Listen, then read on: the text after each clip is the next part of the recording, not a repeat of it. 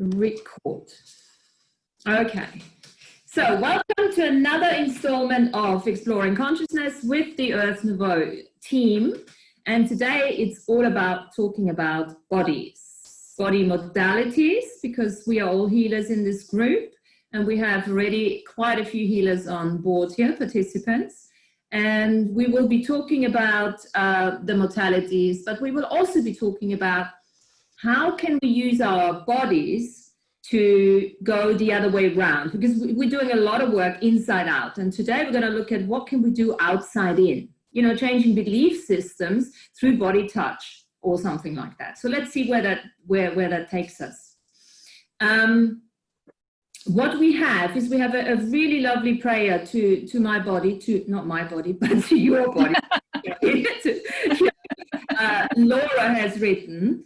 And she has kindly provided that for us. And I think we have Dave who is going to read it for us. Dave, are you still up for it? Yep, I'm ready. Okay. So let's listen to this. Just close your eyes maybe and just take in whatever that is for you. And then we can start maybe kicking it off with that document. Okay, Laura wrote this, and it's, prayer to my body, which you do to yourself. I, in this ever-present moment of now, manifest in this DNA skin suit, recognize that this skin suit is my body of flesh and bone, of blood and tissue, of muscle and organs, water and DNA, molded into a being that walks this earth. This body has access to all my wisdom. This body is not separate from my mind or my heart. This body is the whole of the physical me. This body walks, talks, sleeps, thinks, sees, feels, and holds memory. I acknowledge that the instructions for these processes do not come from my mind alone, for I am a complete unit, mind, body, and soul. I am ever expanding, learning, growing, being. So I thank you, body. I thank you for my skin, my largest organ, that gives everything that is me definition and contour and place to exist. I thank you for my organs that give my body functions. My skeleton gives me my framework of existence. My heart that gives me life itself. I thank you for my very cells, my marrow, and my blood, where I hold memory and connection to everything that is, was, and will be. Body, you are my hub of interconnectivity between my past, present, and future selves on Earth. You are my source connection, my DNA connection. You are my matrix, my algorithm to exist on Earth in this time-space equation. You are my anchor, my portal to experience. And I acknowledge you're tired through my choices of being a slave to the system, a slave to my choice of existence, my choices made in unawareness, my times of self-defeating habits that did not hold you in honor. I revoke, recant, and release all of those now. All times I mistreated myself, did not put my health, emotional, physical, and mental as a first choice. All times I overworked you or overindulged myself in instant gratification, any excess of anything at any time that has put you out of balance. I bring forth now for cleansing and clearing. I revoke any contract I have ever made in any dimension, time streams, galaxies, or universe, which does not honor my body as a beautiful divine coat for this bundle of energy I call me. I acknowledge my eyes, hands, and feet are worn and weathered through the course of time of living on Earth. I honor them for their work in maintaining my balance and existence on Earth. I send them heart-spaced healing and unconditional love and ask to return to a time in my space-time existence where they are healed and whole and unbroken and healthy. I acknowledge the wear and tear of my skin, the overload of my organs and sensory and nervous system. And I acknowledge most of all my heart, for that is the very first part of me formed as the fetus in my mother's womb. My heart I acknowledge all overloads of emotion, the pain and heartbreak, but also the joy and pure happiness and endless love you exude. For that I am truly grateful.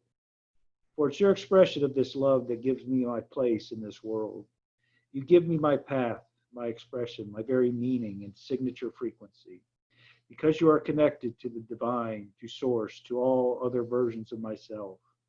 You beat with Earth Mother. You beat with the ever-changing flow of the universe. And you beat with the drumbeat of my ancestors, past, present, and future. You give this body life and love and meaning. Body, know this. You are me and I am you. We are one. You are my medium of experience to live manifested on earth at this great time of the great awakening and great remembering. I tune you to me and me to you, so I may experience the fullness of you and you may experience the fullness of me. For that's what carries us on our great journey is this time-space equation. Experiencing the fullness of who we are. As I call in and acknowledge the fullness of who I am, you too may feel it, body. Or it can bring great beneficial changes for you and for me. This is where we co-create, body. This is where we share. We overlap experiences and find the ones that best serve our journey together at this time.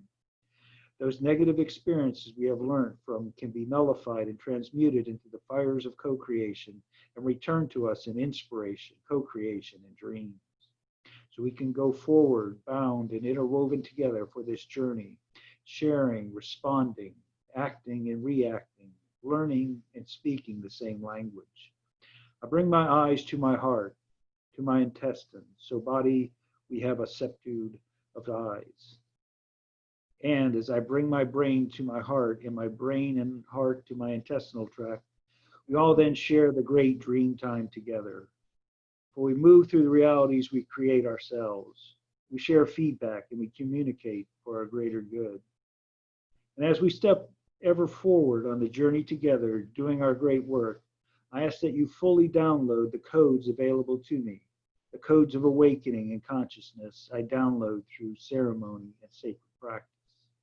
The great celestial codes available for all and downloaded by those who hear their music. I ask you to store these codes so we may have access to them any time of our choosing. For these are the codes of the new earth which we co-create with to manifest the fifth world of peace. Aho.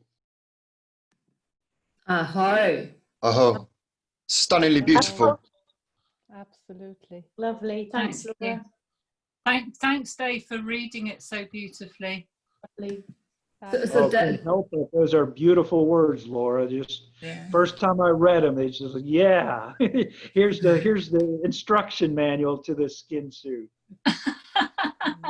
Thank you. Actually, sort of almost moved me to tears hearing someone else read it. I've never heard anyone else read it, and I've never shared it with anyone. So it was lovely to share because I think we all seem to be or have this sort of preconditioning, or the system tells us that our bodies are burdens. And when I wrote that, I started to realize my body isn't a burden. It's an accomplice with me. We're in this together. It's not that there's something wrong with it all the time. We're made to feel that our bodies aren't as they should be, aren't we? We're either too fat or too thin. Yeah. The global narrative sort of disses our bodies. And I think I partly wrote that as a thank you to say, boy, you know, you're so involved in my experience. You are the portal to my experience here on earth. So that was the basis really of writing that. And it took in so many of Andrew's teachings and, you know, concisely, you know, in that, you know, those paragraphs, you know, it really brought in a lot of the wisdom that, you know, we've learned over the years. Very, very well written. Thank you. Yeah, that wasn't deliberate on my part to actually use that as an expression of Andrew's teachings. I mean, a lot of my writings are, but it just shows you how many of his teachings are actually now in my blood or have got under my skin. Yeah. Yeah, your understanding is excellent, you know, going back with the, you know, the hero's journey. Yeah. You know, very, you know, and you put it in your own words, and that expands the teaching. Thanks, Dave. Yeah. Yes, it does. I think we can all do that, and we don't always express it in writing, but like Mary, we can express it in painting. And also we can express it in body work. Yes. And even in our normal conversations, you know, we often just break it down in a way that we can understand it. And that's, I think, what you're doing in the writings, Laura. It's very accessible to everybody, really. There's nothing in it that you couldn't understand. Good. You feel it in the body work. You know, we've talked, you know, in the group before about, you know, my Qigong practice where, you know, I really feel the energies and, you know, something like this, you know, even opens it up to more, you know, getting into that, you know, frequency, vibration, and harmony. You know, it was interesting, guys, because, you know, Laura has such a beautiful way of writing, and you know when somebody's faking it. You know, when you can see when it's wisdom and it's been understood, and it's an emanation of what you know. And it was interesting to hear Dave's cadence, where you could see that he was also feeling it. So it became like two frequencies. You know, and I was a very visceral reaction to that. It was very, very beautiful. It was like a definitive moment in time. Yeah. Very beautiful. A signature frequency match. Beautiful. Yeah. Yes. Doesn't even require any words. And Dave, by the way, if we ever do an ebook, you will have to narrate it because your voice is just so soothing, isn't it? It's just like, yeah. And not an ebook, an audio book. It's like, okay, Dave, come on. Yeah, well, yeah. Your Okay. words, and you know, even in Synchholistic, your book, yeah, I read those out loud because they have flow in the meaning, you know, when you enunciate them out loud. So yeah, much energy I'll behind work. narrate. I think, you know, what I'm starting to understand is, you know, in the beginning when we started doing Abby's work, it was like, we were saying, you know, he's working in layers, he's talking in layers. And I'm starting to recognize now we all talk in layers, you know, and our bodies are part of that layer. So today is really all about having a little dedication and appreciation for our physical vehicles, for the DNA instrument. And having done so much work or continuously doing all that work, let me just admit, Sue Hopkins, fantastic. Doing all the work, you know, from the inside out. Today we're going to look, because we're actually all healers here. We're all healers, and most of us are hands-on healers. So we have Laura, who is obviously doing craniosacral.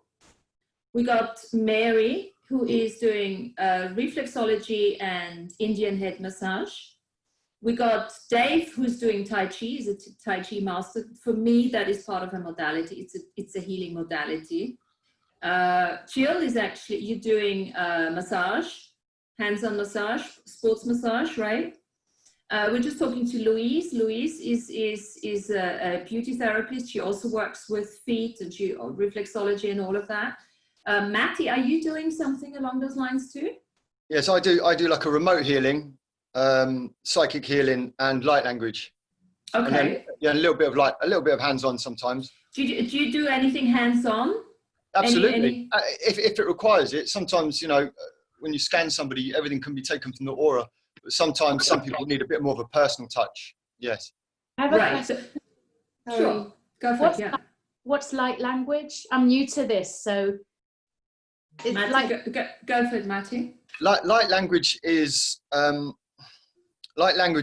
what it says. Really, it's a translation of light into language, and light language is extremely expansive. It can be off-world languages. It can be angelic languages. It can be soul languages. It can be languages from past civilizations, and it changes. And light language is it's something not everybody develops, but everybody has the ability to do.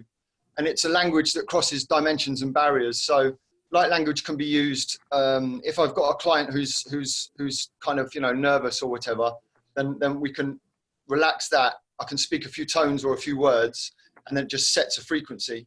But it can be used for all kinds of different things. Let's do something fun. Who Yeah. is up for it? Let's. I know Whoever what you're wants going to to say.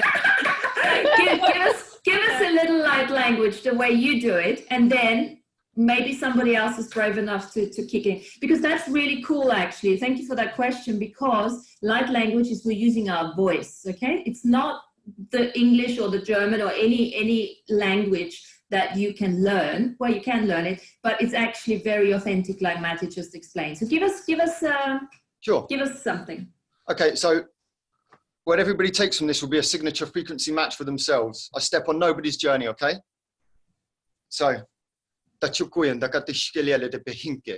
Nahardak chiki uliakopokushkalia de kahinke huinhe. Rutiku ishkalia tapa unkohiende. Rutiku uhulie. Oye, kaska uskohinke ik unga rutik ele. Elekshku unduk uhrutuku uhintakatachishlie. Maha chike tuenke waha. Whoa! Oh my God! I got goose lovely. pimples. I had goose pimples. So did Very I. cool. Louise is crying. Oh, that was fabulous. Oh, you got her right there. She's crying. Yeah, that was really fabulous. That was that was something to do with the heart. Yeah. Yes, she felt it. Fantastic. It is Wow. a healing modality, isn't it? Light language is a healing Absolutely. modality. Mm. Beautiful. You feel that, guys? Yeah. Absolutely. Yes. So, Yeah. Beautiful. It's powerful. so let's look at that, because what did actually just happen?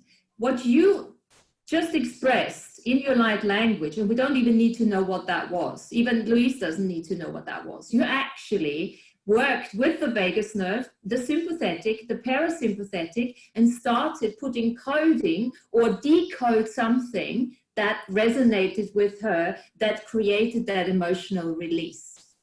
Yes. So that, and and that could have been an old trauma, a memory of some sort, just by doing that. Yes. By having the guts to speak your authentic voice here. Thank you so much. Anyone else? Well, only to say, light language very much responds to the needs of the moment. So Matty wouldn't have known about, well, subconsciously he might. I knew but I knew I was going to do this. Yeah. yeah, but you weren't. Oh, maybe did you? you weren't aware that you were going to bring such a good healing or release for Louise. So I just love the way this comes together, because the energy within that word, isn't it, is what drew it out of Louise, or what helped Louise. The Yes. strange thing is, I didn't, on a conscious level, I understood what you were saying, and it was just, I'm giving you peace, I'm giving you love, release all the stuff that you've got, and I just felt so loved. And from when you were doing that prayer, Laura, I don't give my body enough love. I'm always berating it. Come on, you've got to be thinner, you've got to do this. I know I've got a lot of work to do, but that was so good, because the two just melded together. So thank you, Matthew. That was amazing. Oh, Beautiful. Beautiful. It's, sometimes it's not even necessary to speak words. Sometimes it's just tones. And often than not, my own personal practice, what I do for myself, and what I do before I have a conversation like this, is to sing. And there's lots of sort of like operatic kind of songs that I don't know, they must be from other lives or other versions of myself. But those kinds of words, those kind of languages, they can work on so many different layers. And that's why it's called light language. It was because the light that I was translating was recognized by your light and assimilated. You don't need to consciously understand what's going on. You can feel it. Fantastic. So let me say something to that again, because let's bring this into a cognitive sort of experience too, what just happened, apart from the sympathetic, parasympathetic. This was actually, I've mentioned the vagus nerve. So this has raised the vagal tone. And the vagal tone is actually when you breathe, in and out, let me read it instead of trying to. Vagal tone is measured by tracking the heart rate alongside breathing. Okay, so our heart rate speeds up a little when we breathe in and slows down a little when we breathe out.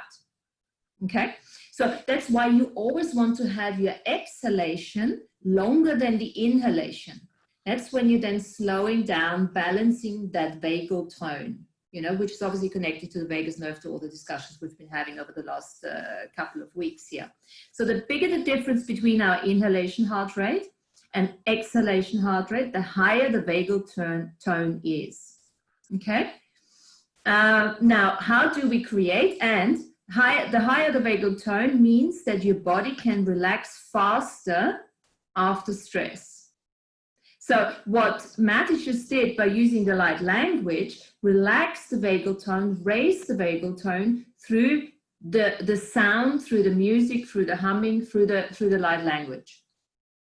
And there are lots of other ways of working with the vagus nerve and the vagal tone, which we can obviously, you know, play with if we want to. But I just want to mention that because that's in here. Fantastic. Good. So the body being our DNA instrument.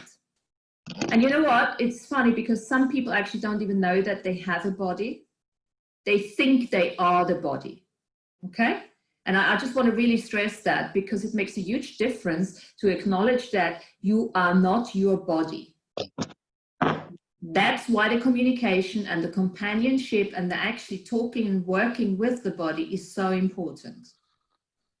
Because sometimes the body takes over and thinks it is the soul, and we don't need that. We need to really acknowledge the distinction that we have a body and what it does for us and what we do for it, and that we need to live in community and in harmony with it. Yes, the sacred neutral observer of yourself. Yes. You know. Yes. And the interesting thing is that the body itself is always in the present moment. Okay? So the celestial medium is the one that goes off in all different direction, timelines, dimension, galaxies. The body itself is always in the present moment. This is when you are in your body, you're in the present moment. And this is where healing takes place, when you are completely present, because then you can accept a healing. If Louise would not have been open in her body, she would not have been able to accept that offering that Matty gave through his light language. Does that bring anything up? Does anyone want to say something to that? Or? Can I say something, Martin? Yes. Hello, Andrea. Hi. You left me out, but I saw the body work. Body work. Yes, Andrea is a body worker too, of course. Yes. Yes, something actually very interesting happened. I do advanced alchemy of the body and other different kind of body works, but this is so far for me was the overreach everything that I have done. So when anybody comes to me and I do the body work on them, that my hands, whatever is needs to cleanse or clear or release, it just does, because it's the synchronicity, like Martin has said, is the match for that moment, for the present moment. But something interesting happened. I worked with someone within this group, and what happened is I removed something distantly. I did psychic surgery, and something came out of that. And as I'm starting to write about it now, it actually, because I removed that certain energy, it created a product, and that product is now creating something else. So it's like when something happened in that moment, when it removes it from the body, you don't know where that will actually manifest, you know, the fruits, where the fruits will come out. And there are other things that happened, and not just my clients, but I noticed that in me. So when I remove something from me, maybe a few weeks later, the fruits of it manifests. Yes. And when the energy leaves the body, it creates space, it creates something that we might not even be aware of or consciously aware of, or can't even comprehend. Yes. What just took place, because it's absolutely. So, because like Matty was doing this thing for that lady, so maybe a few weeks time she'll like, wow, this is what that created. Yeah. And what's the most interesting thing is that what came back now, which is the byproduct of what I'm doing. I actually created something back in 2013. And it brought me back to that, which is with the Mars and all that. But isn't that interesting that just by removing that something from the body, it changes the whole universe, you know? Yeah. We And can, then many, like you said, sorry? As you take out one piece of stuckness, all the other pieces can slot in, basically. That's so what I'm understanding. what you could say is everything in the seen world has an unseen value to it. Yes. Absolutely. Absolutely. Yes. And I must say, not just, sometimes we think it's not so pleasant or not so nice, but if we have the courage to really look into it and rise above it, then that's where the real healing happens. And many times, like Martina said, people come to me, they touch themselves and they said, wow, I have a body. I said, yes, you do. Thank you and welcome to this universe. Yeah, absolutely. Absolutely. So that, let's not misunderstand what you just said. So, but you know.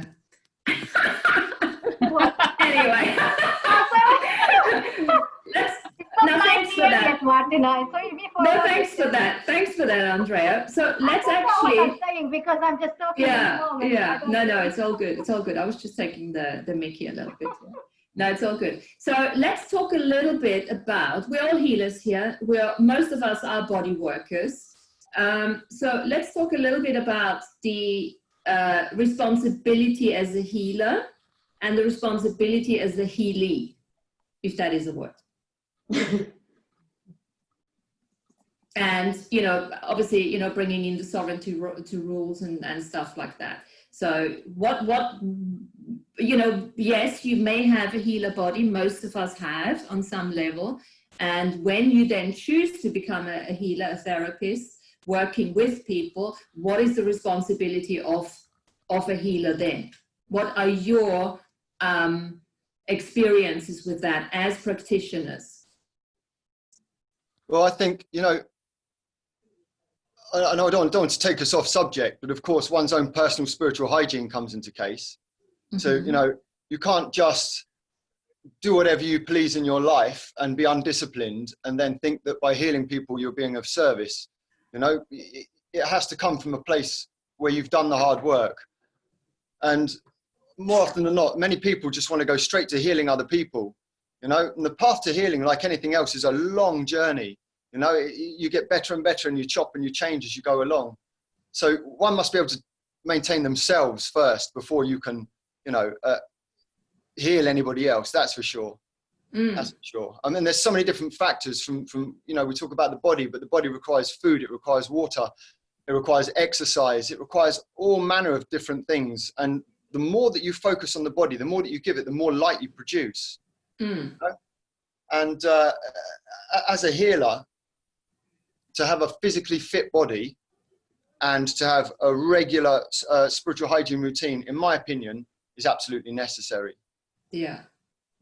So in my experience, it has been with myself, the experience with my own body and with clients is the unawareness that they have a body that automatically has the capacities, which most bodies do have. Some obviously practice that more than others. The body automatically goes into a healing mode when he or she perceives that it is required. Now that is something that can really bite you in the ass as a therapist, or particular as a person who hasn't even acknowledged that they want to go down the route as a therapist.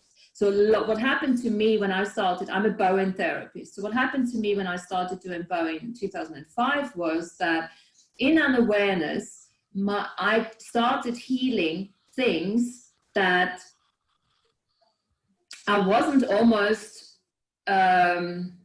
ready, or which I shouldn't have taken on, because I've come in from the place, I just want to help, I just want to help, I just want to help. That need for help and that unawareness of what you're actually doing when you are, and it's not a tacit, you know, it's like You know what I mean? Yeah, you're facilitating a healing. You're facilitating. And I think Andrew said very nicely in one of the shows, the other shows, was when he does psychic surgery, yeah, and he goes out there and he brings the codes and the shards back and he goes into the different places, he brings that shard towards the edge of the aura of that person. And he already has, permission by the person because he's actually been asked to do a healing. And yet it is the healee, the client, the body that needs to accept that shard for integration. So we've got Andrew on, I think. So Andrew, do you want to say something to that in particular? Yes. Is that a Joker microphone behind you? Yes. I'm sitting in Paul's office.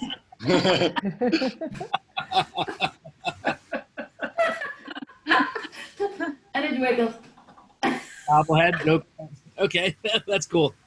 When I bring the shard to the edge of the aura, oftentimes I have them in the repeat after me process, which is a trust zone in which they have to emanate energy, not emulate who they are.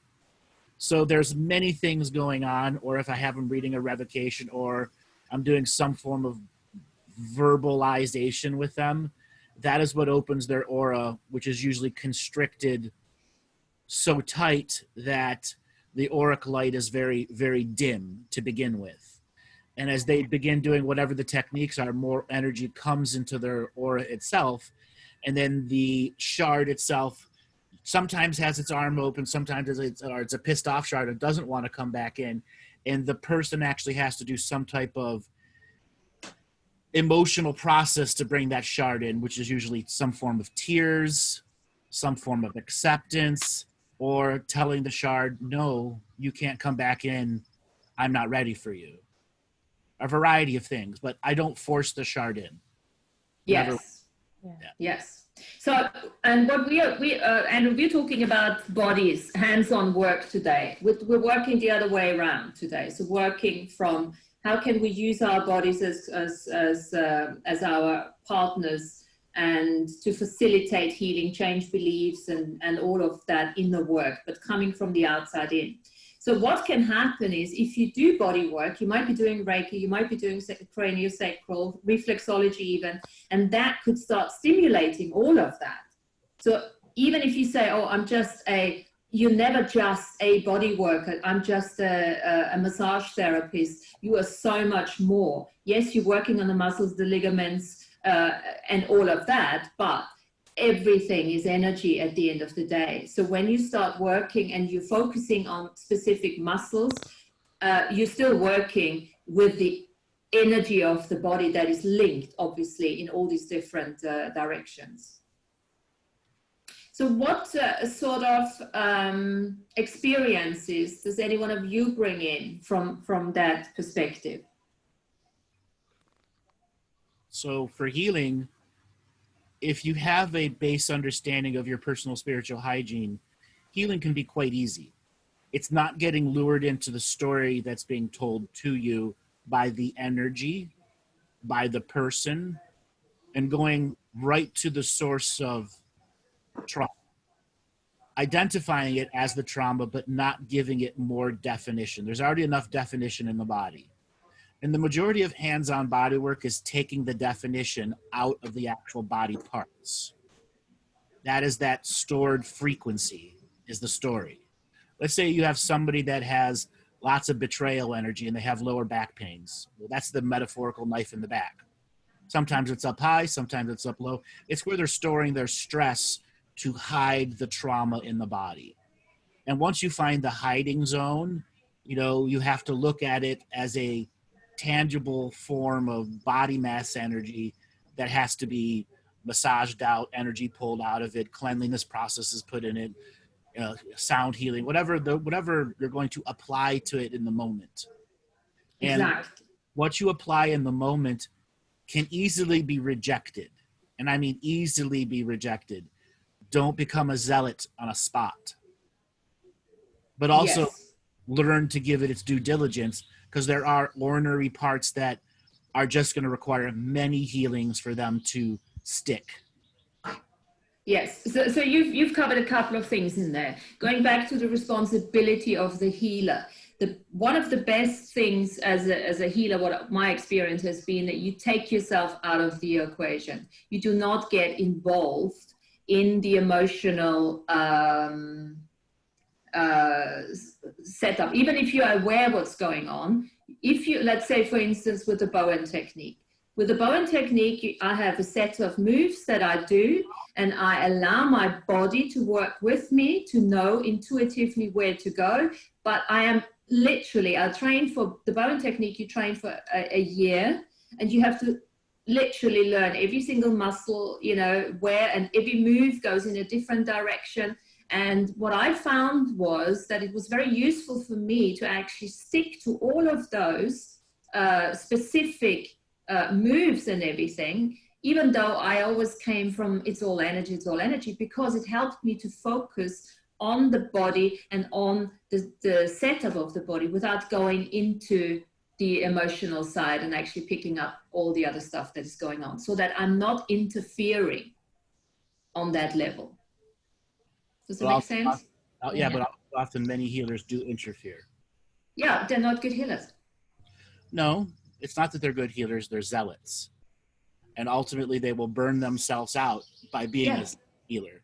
Yeah, yeah, exactly. So it's the responsibility of a healer towards themselves and towards the client too, because the less they get involved in the process, the less they think they are the healer. The healer is always the healee, the one that's on the couch. You are the facilitator. Every time you give a healing, you're getting a healing also. And you have well, yes. Yeah. Yes. I do have to say, there were a time when I was in my most zealot healing energy. I did some of my greatest healings there, but paid for it drastically on the other side. Exactly. So, and I learned over and over and over again, when you go the extra 5 miles, you get beat up when they reject the healing 5 months later, as if it never happened. And we're talking angels coming down and angel feathers appearing in their lap, crying for 6 straight hours, but 2 months later, right back to woe is me, all the demons are back in them.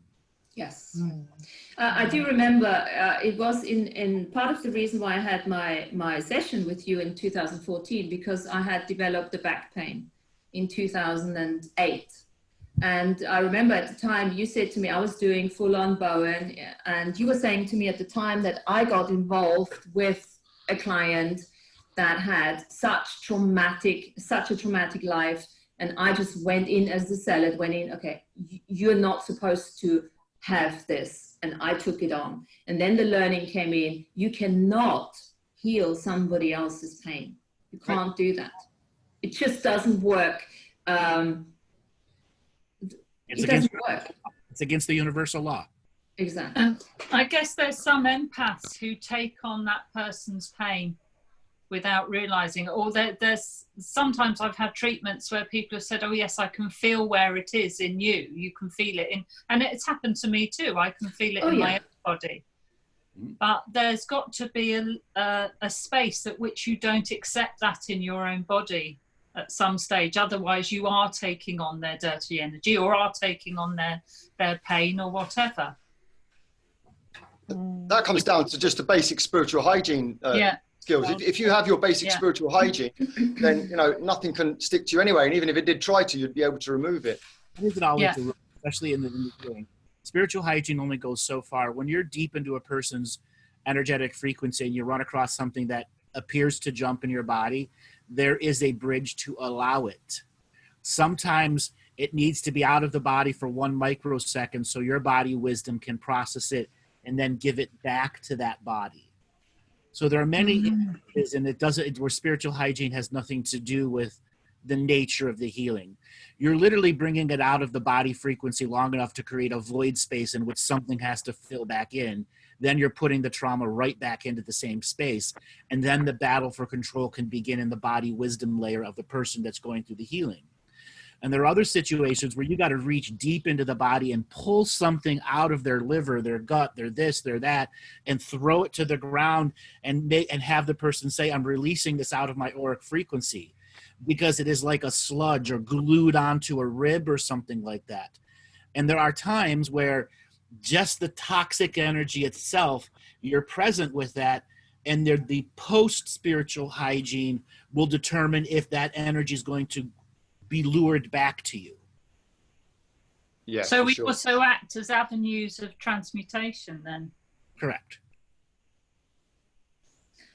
And there are plenty of other micro scenarios and macro scenarios where a healer gets in and begins to act as the medium. That doesn't mean they're taking on the energy. They're just the barrier between two different sets of frequencies that are battling each other in the body, so that the body can break them down separately and not see them as one massive frequency and trauma. Yes.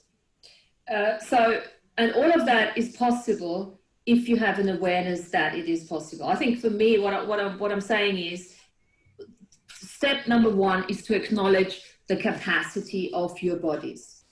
Mm-hmm. What they actually, that technology that we keep talking about, you know.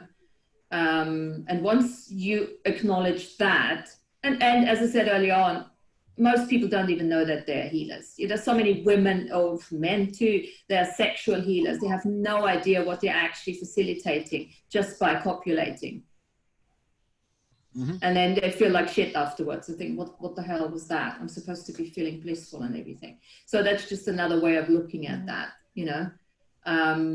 So really, this is all, today is all about getting to know the body a bit better, how we can communicate with it through therapy, but not just, we've got Dave on too. So how can we work with our bodies, get to know our bodies a bit better through Qigong? Dave, do you wanna chat to us about that a little bit? What is your experience? Well, I had my first Qigong lesson like 2.5 decades ago.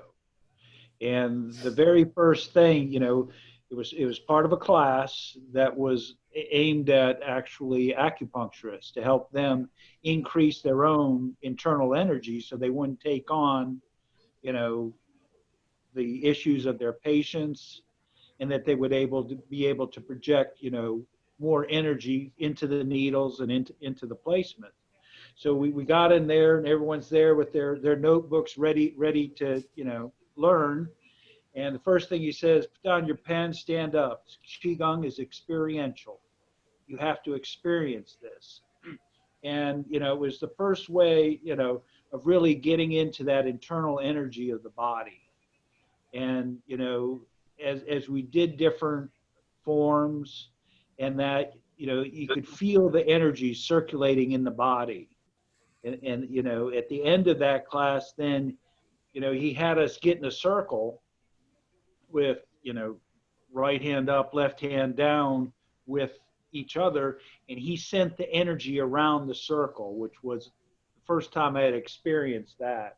And that's what really got me hooked, was that, you know, this was tangible. It wasn't just, you know, a physical muscle thing. There was some other energy going on. And as I took more and more classes, he explains that, you know, Qi is energy containing information guided by intelligence. So the more you did, the more you opened up to what he called the great wisdom. You know, you had this microcosm in your body of this hologram, and as you opened up more to the practice, you're looking for the greater medicine, the greater energy of, you know, from the external, of everything that is. And you know, that's so Qigong is part of you. When you do your practice, you are completely in your body. You're totally present in your body. Is that correct? In the system I initially learned, it was one of the 8 branches of the Taoist elixir style, it was called. And, you know, the top was meditation. And then second was Qigong, which is a moving meditation. And then it was, you know, nutrition, cosmology, feng shui.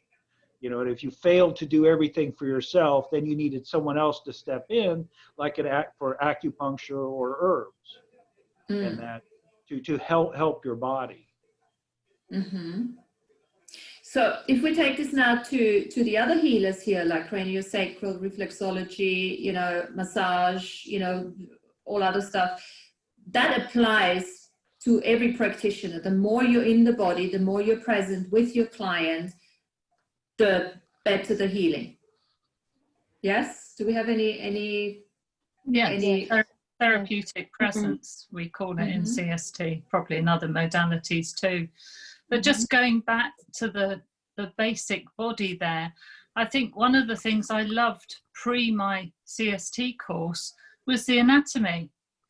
And I'd got to about 55 years of age, and sort of spurred on by Andrew's teachings and looking at the vagus nerve, and I'm thinking, I don't know about that. I did a bit of biology at school. I'm walking around in this DNA skin suit, and I don't know where all my bits and pieces are. So the anatomy was extremely grounding, and still is. It's still something I'm really enjoying learning. And then moving on from that, on the basis of that, then doing the craniosacral therapy, which is very much accessing the body's inner physician. And we as sort of facilitators of the healing again in that. But I really wanted to stress the anatomy and actually asking the question, you know, about where things are in your body. Yeah, it's like a map, isn't it? A guidance where you know where to, And also the wisdom of the body, Laura. When I was learning it, you know, the body is so intelligent, the intelligence of the cell and how it can store the memory and the blueprints. It's so sacred, and it just demands so much respect, really. Just about being present as a practitioner with the reflexology, when I practice reflexology, I always find it brings the person straight into their body, because you're working on their feet. And for somebody who isn't really fully present in their body, you'll always notice it first in the feet. The feet will be cold and they can look pale. So it's about paying attention to the color and the temperature and that kind of thing. And as I work, if I come across an area that's tender and sore, I'll always check with the person if they want me to work into it or not. Sometimes they will say, that's really sore, but keep going. Don't stop, keep going. But sometimes they will guide you as to how much pressure they want applied. And I just go with that, because it's about them directing the healing. This is also, I have also had this experience, and this is why, you know, when your body has been through a lot of abuse, and it doesn't necessarily just have to be physical abuse, and there's a lot of traumatic experience stuck in the body, what I often find is with a too strong hands-on movement, the body completely shuts down. So I have done I had lots and lots of modalities administered on my body, and my body just shuts down, basically. And when I then found the Bowen technique, which is less is best, a completely different approach, where you really use very, very gentle touch to stimulate the communication between the muscle and the system, the nervous system, to actually activate the self-healing. You even walk out the room in a Bowen session. You know, you make a move, you walk out the room, and you come back a couple of minutes later, and you ask the client if, you know, they're ready to move on, to give that body, that person, the space to just start coming off. And it's interesting, I had many clients where I started making just 2 moves, and that was all I could do the entire session, because it was almost like the body started to relax and feeling that it was losing control because they were so tense and everything. So just making 2 moves was enough. Otherwise, they would have been snapping into a healing crisis and been bloody sick for a week or something, you know, which you don't necessarily want as a therapist. So you need to know how the type of touch, you know, the intensity of the touch. Yes. There's a lot going on with touch therapy. Yes, and the body will tell you. The body knows what it can take at any particular time, and the person will tell you if it wants you to go further, because the body can go into shock. if the touch is the pressure is too much and they're not able for it on that particular day. Maybe another day they would be. And very often the client doesn't even know it themselves, what their bodies require. And I've been to so many massages. Oh, come on, give it to me. I can do it. I can do it. I can do it. And it was exactly the opposite what I actually needed. But I thought it had to be painful. You know, it had to be painful to work. I mean, what the hell? Yeah, the whole ethos of cranial sacral is less is more.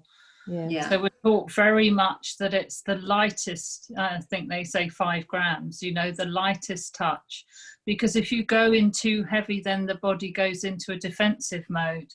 And because we work cranial, you work so much with the fascia of the body that once you put that into a defensive mode, you cannot achieve, you know, you cannot get there to get the communication that you need. The lighter touch is more inviting, I think. I want to add something here. Please. A moment where certain traumas can only be dealt with a firmer hand.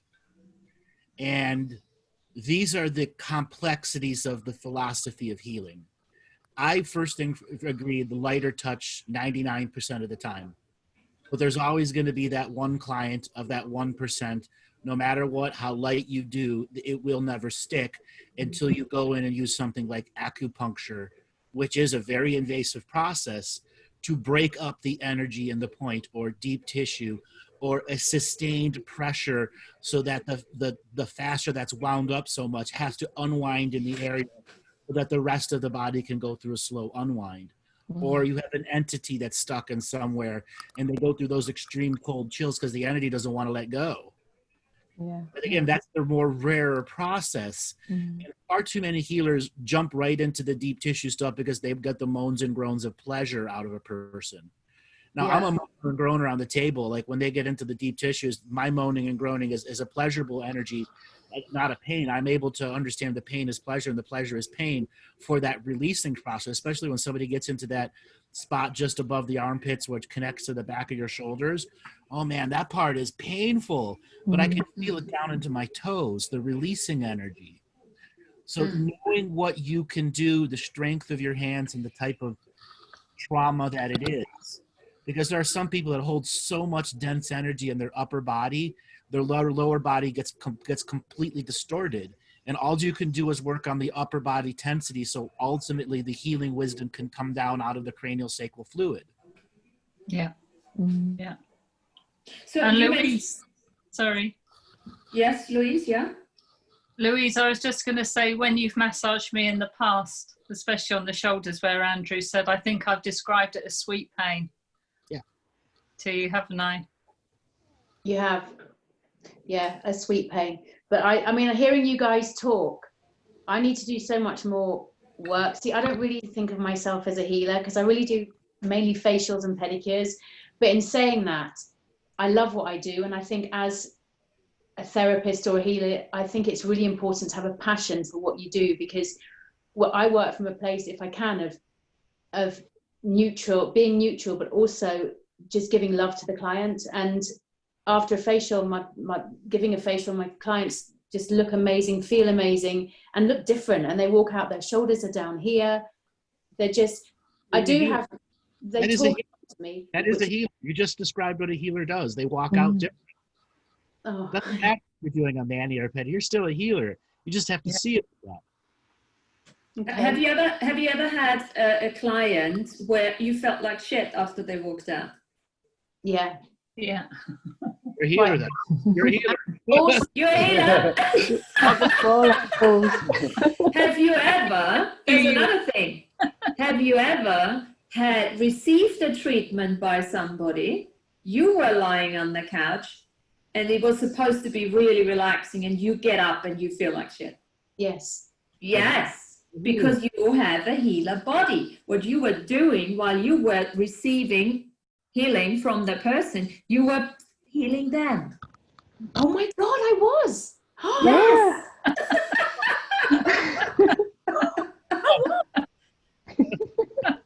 I was.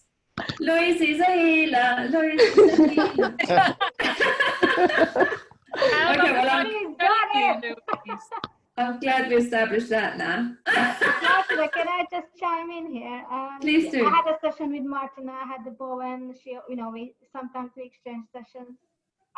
We both received and gave, and it's really good. I love bow sessions. One of my favorite sessions, or treatments rather. But Martina will know this because we spoke about this before. That our bodies, when we actually start to not even acknowledge, but to become a partner to our body, like use our body. I don't know what's the right word here, but what I'm saying, utilize or use.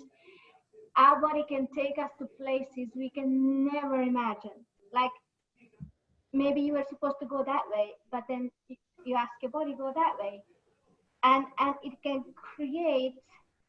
manifest incredible stuff. And like Martina said, one touch can create miracles. Truly, it can. It's just incredible that when we free our body, when we are in the flow, it can take us to places we'd never imagined. And I'm thinking, why am I here? Because you are working in partnership with the body. Yeah, And working in partnership with the body. That's really a good one. Let's work. Thanks for that, Andrea. Let's work with that a little bit. Working in partnership with the body. And also, we read this lovely prayer Laura wrote for us. And it says the body beats with Earth Mother. You beat with Earth Mother. So how does the communion, and again, we're talking bodies today, how does the communion with the physical body and the Earth celestial body, or the physical Earth body, how does that work? Or how can we be more in communion? Or what are your experiences along those lines? For me, the more I love my body, more than my body. For example, I ask, like, if you can, whoever, all of you, when I touch my body, a lot of people are afraid to love the body because they think, oh, why am I touching myself, And when I touch my body with that love, with that present moment, if you will, the body will become a partner. But also, Martina, you remember you said to me when you started to the mentorship with Andrew, and we spoke about the astral cities, the journey. And remember, you encouraged me, take your body with you. Yes. Right? Yes. So Gotta take your body with you. We are taking the body with us, if you will. Yes. I don't, whether you did that or not, but that's again with the body. Yeah. Embodied spirituality. Absolutely. Yeah. So does anyone have, okay, so why do I raise that? Because and Andrew, you can say something on this just now, but I'm having people or myself where we need to start recognizing that the Earth is communicating with us too. So some of those intensities, those pains that we are perceiving in our body are actually connected, that the Earth, with the Earth reaching out to us. Sometimes if there's thunder in the air, I could feel a bit headachy. So it's obviously to do with the pressure in the atmosphere that's affecting the crown chakra. But I mean, sorry, Andrew. Finish with. Okay. Go ahead. Add this one little tiny thing about taking the body with you. A lot of people take the body with them as luggage. Your body is not external luggage. And there's where the teaching, what Andrea was trying to get, is how do you embody the journey with the body as part of the embodied journey, which is the sacred practice of learning how to bring your body, not packing it up into a suitcase so you can wear. We don't wear our bodies. Too many people say it's a meat suit. No, it's an instrument of experience. It's always there in the ever-present moment. And when we disassociate the body to journeying and other healings, we forget that the body creates the mitochondrial power plants of the 10 trillion cells that makes up the totality of us, plus all the microorganisms that exist inside us that are us and not us at the same time. And it also has its own agenda, though. Yep. Yeah. To be and here this is and keep you in here now without an aggressive energy. Exactly. It's it's the soul's nest. Soul's nest. Oh no. Yeah. so nice. Yes. And our spirit guides are regurgitating food like little birds to us all the time. Oh God, no, you will. Fantastic. But we never leave the nest. Well, we do at some stage, right? No, the nest gets bigger, and you get a 401k plan to plan with it. Mm-hmm. Mm-hmm. And then there are other aspects where the nest becomes a 5-bedroom house that has children. Exactly. Mm. And Yeah. since And some people this, make their nest into a hotel space with people couch surfing in and out, not paying rent. Mm. Yeah. and just like we are looking after our houses, our nests, our whatever you want to call it, we also need to look after our bodies. Yeah.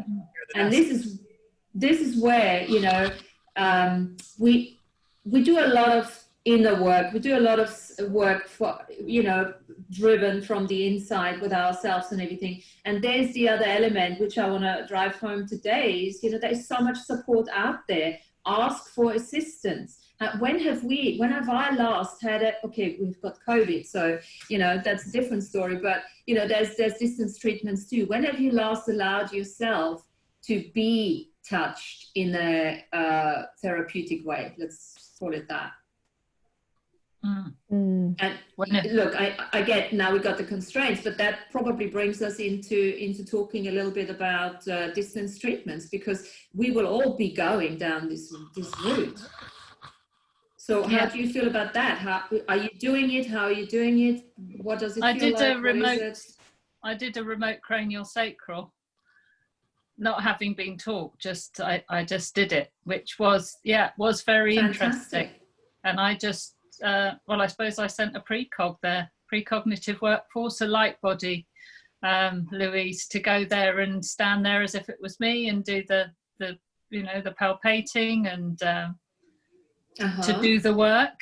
And she hadn't told me where she was affected, but I located also I think also just through my intuition. I mean, it's not just about the CST at all. It's just I saw the fire and the on the glutes, and that's where it turned out to be her sciatic nerve around there in the end. So I was able to be of some assistance there, which pleased me. It's the one and only remote CST I've done. But it just shows you that you can combine sort of a few modalities and your wisdom and inner knowingness and have some good results. But it all comes down to intention, isn't it? Because time and space has no relevance in this whole quantum world as such. No. So it's not really the level of awareness we're talking. It's not really anything weird, to be honest. I prefer it now. When I actually do the way I do it, I actually have my couch up and I do the moves. Because it's just nice. Otherwise, this is I do the moves, but also there's no time involved in that, and it's quite interesting. So a distance treatment takes so much less time than a normal treatment, and less laundry. Less laundry, yes, especially when you're a beauty therapist, isn't it? You don't have all this wild, towels and all these, And obviously you can combine the two as well for a more potent healing as well. So you can send the healing forward, backwards in time before you do the healing. Yes. Yes. Yeah.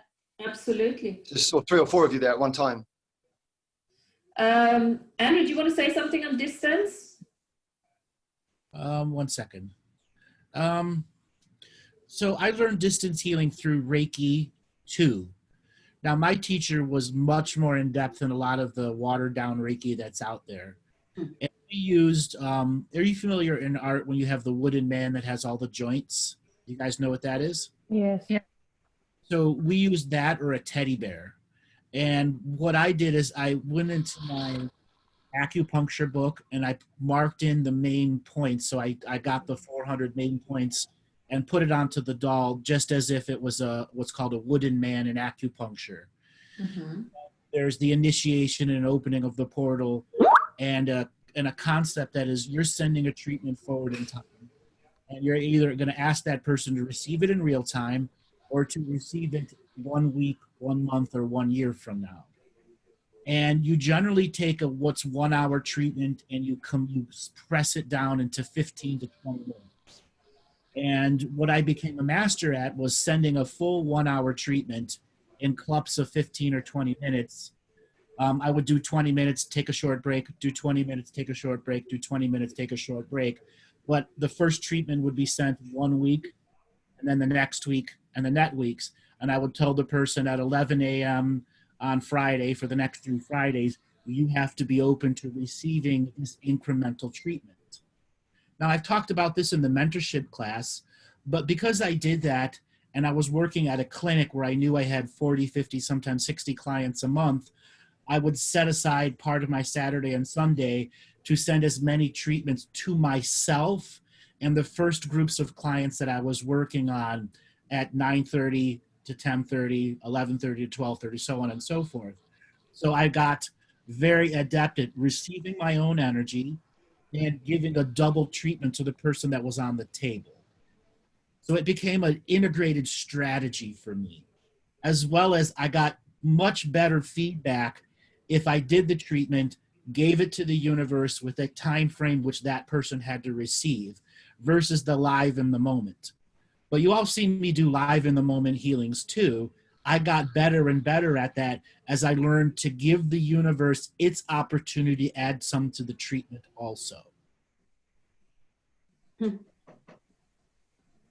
Any questions then? Yeah, so what happens to the treatment in that time, Andrew, in a So way it that we could cognitize? goes into no time, and then the guides and the guardians on both sides wrap that energy in a cocoon that makes it higher frequency when it arrives, and if the person is ready, truly open to receive it, it's a even higher frequency cocooning energy that immediately goes over the body and inside the body and helps the person receiving the treatment have an immediate upliftment from whatever the process is. But every time there's an upliftment, there's a downside. And that's why I would cycle treatments over and over again, because I know it's about, is the imprint going to stick? Part of my other skill set is I'm looking for long-term memories. Is the long-term memory from the first Friday, the second Friday, and the third Friday, are they compounding with each other? If they are, I know that the healing that I'm doing when they're physically under my hands is being modified also, that the journey of healing continues and continues and continues. Very cool.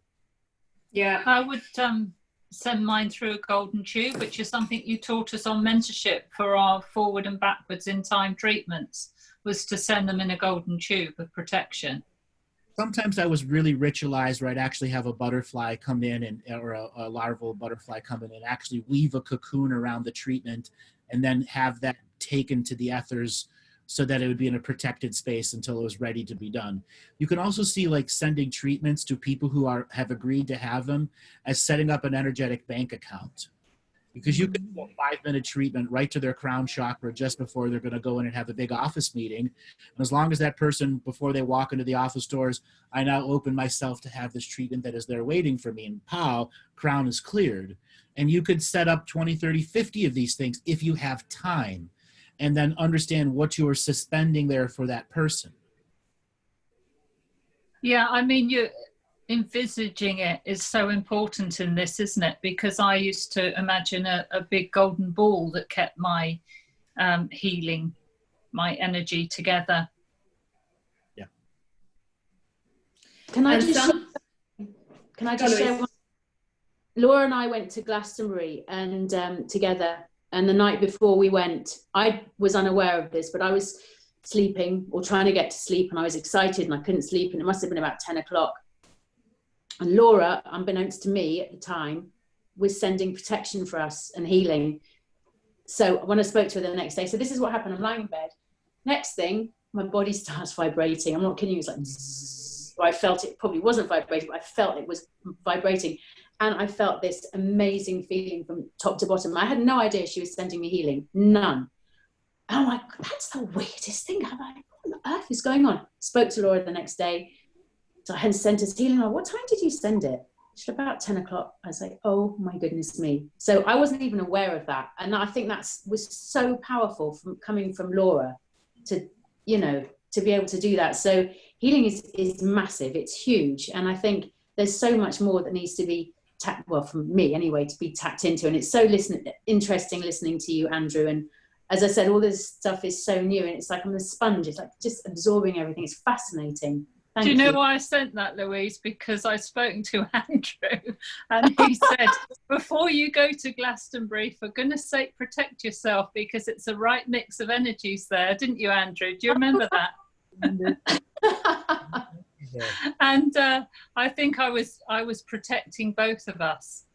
But I hope that I did tell you I would be doing something before, because otherwise that I've learnt since then that would be treading on your journey. But that was about 5 years ago, I think, wasn't it? Probably did, Laura, and I hope so. I hope I did. Thought you did. Well, anyway, we had a great time, so it must have worked. Fantastic. So, can I ask a question? When somebody sends a healing, sometimes receiving it is, sometimes I don't allow myself subconsciously to receive it. My words, I say I receive it, but I won't allow myself to receive it. How does that work? Why aren't you allowing yourself to receive it? Well, I think I am. I've given permission, and cognitively and consciously I have. But because we've got a friend who's an amazing healer, and she always sends us healing, and somehow I just never really feel it. It might be because the energy is so passive that you're not tuned to the slight breeze of energy that's coming on a 1 mile an hour basis of warm energy. It could be you're also numb to energy at times, but being open to healing energy, if you really want to feel it, have somebody send you regular treatments while you're in the space, like a live healing. Let's say Laura says at 11 o'clock, I'm going to start a treatment. I'm going to call you. Are you on the table? Yes. For the next 1 hour, you got to be in your body and just feeling your body. And then afterwards, talk. Okay? And it's just going through awareness training. Like I said, right now, the energy you just are tuned to the more passive energies. Okay. And often, you know, it just knocks you out, right? And you just fall asleep. Does that happen? Not always. It happens to me. Like today, we received a healing today at 12. It just knocks me out. I'm just like, okay, I just receive, you know. Mm-hmm. I'm wondering because when it's a group healing, I'm just a bit aware of who is in the group at the time when you're participating. Okay. What are you thinking? What are you perceiving? Well, we both know, we're talking about a specific healer, we both know her, so she is amazing. So I'm not too concerned along those lines, but I think that's an interesting one too. And I think Jill, you do so much, you know, in unawareness anyway. You do it so naturally that you're not even aware of what you're doing. You know? Maybe you're receiving more of it than you realize, because sometimes we might expect to feel something or be a certain way afterwards, and it mightn't be like that. You might have received it and it might be okay just the way it was, that you hardly noticed it. And all these expectations, I mean, what do we expect? To start vibrating like this and having all sorts of weird things? You know, I mean, you're a healer, you're a body worker, you know, you're quite in tune with your body, so it's quite easy to bring it in. Just allow it, receive it, and that's it. And maybe trust that you received it. Yeah, I think that's the one. Good advice, thanks. Yeah. And frankly, you wouldn't say, yes, please, if it wouldn't be. I mean, that's why I always have to just, if I say yes, I would like to be on it, and then I know myself well enough. I say no to many things. Why do I say yes? Well, I must be knowing something. Yeah. So what's with this vortex thing? We were talking earlier on, receiving a treatment, hands on, hands off. distance or not, and the body starting to get really cold sometimes. Can be the healer or the healee, where I had healings where I've been doing work and I had to actually put some clothes on because I was like, oh, like this. Andrew, do you want to say something on this? Is this like entities we are processing for them? It can be. Everything's an individuated case there. Yeah, I know. So, but it's a change of energy then, isn't it? Well, there are times that you're going to get a client that has extreme cold running through the body when you're feeling extreme warmth, or I don't know if anybody's had this feeling like you're elbow deep into their soul, okay? Even though your hand's on the surface of their body, you're deep into their energetic frequency, and all sorts of sensations, colds and hots start coming because you're moving stagnant energy. Or finding energy that's moving too fast and trying to slow it down. Yes. Another really, you have something not about this dead. The energy's just moving too fast. So would you say when you start vortexing or the client, then that's then time where you just, okay, that's it now, finish, or not? The one in the vortex energy, there's something going on in you that you have to identify in the moment and say, have I done what I've been paid for? Yes. If I'm 10 minutes into it and you're vortexing, it's the client probably doing it to you, and there's a little martyr energy opening yourself up. You've got to push the energy back out of you and back into them. A lot of times that vortex energy, the client should be feeling it and not you. Yes, that is usually the case, yes. Martina, can you define vortexing for me? I've heard of a vortex, but never vortex energy.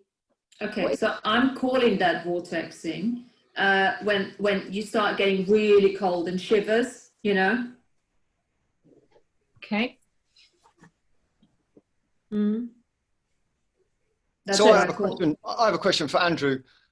And I haven't taken healing to the next level like you guys have, and actually opened up shop. So I've had lots of experiences with just people that have come and gone, and I found a lot of resistant healees. So what happens in the situation where a healer is giving a healing and it isn't received in the way that it should be? What happens to that energy? Is there a process that we can call that energy back in, or do we do it? Is it done automatically? It's not, nothing is lost. It's just the client isn't able to receive it.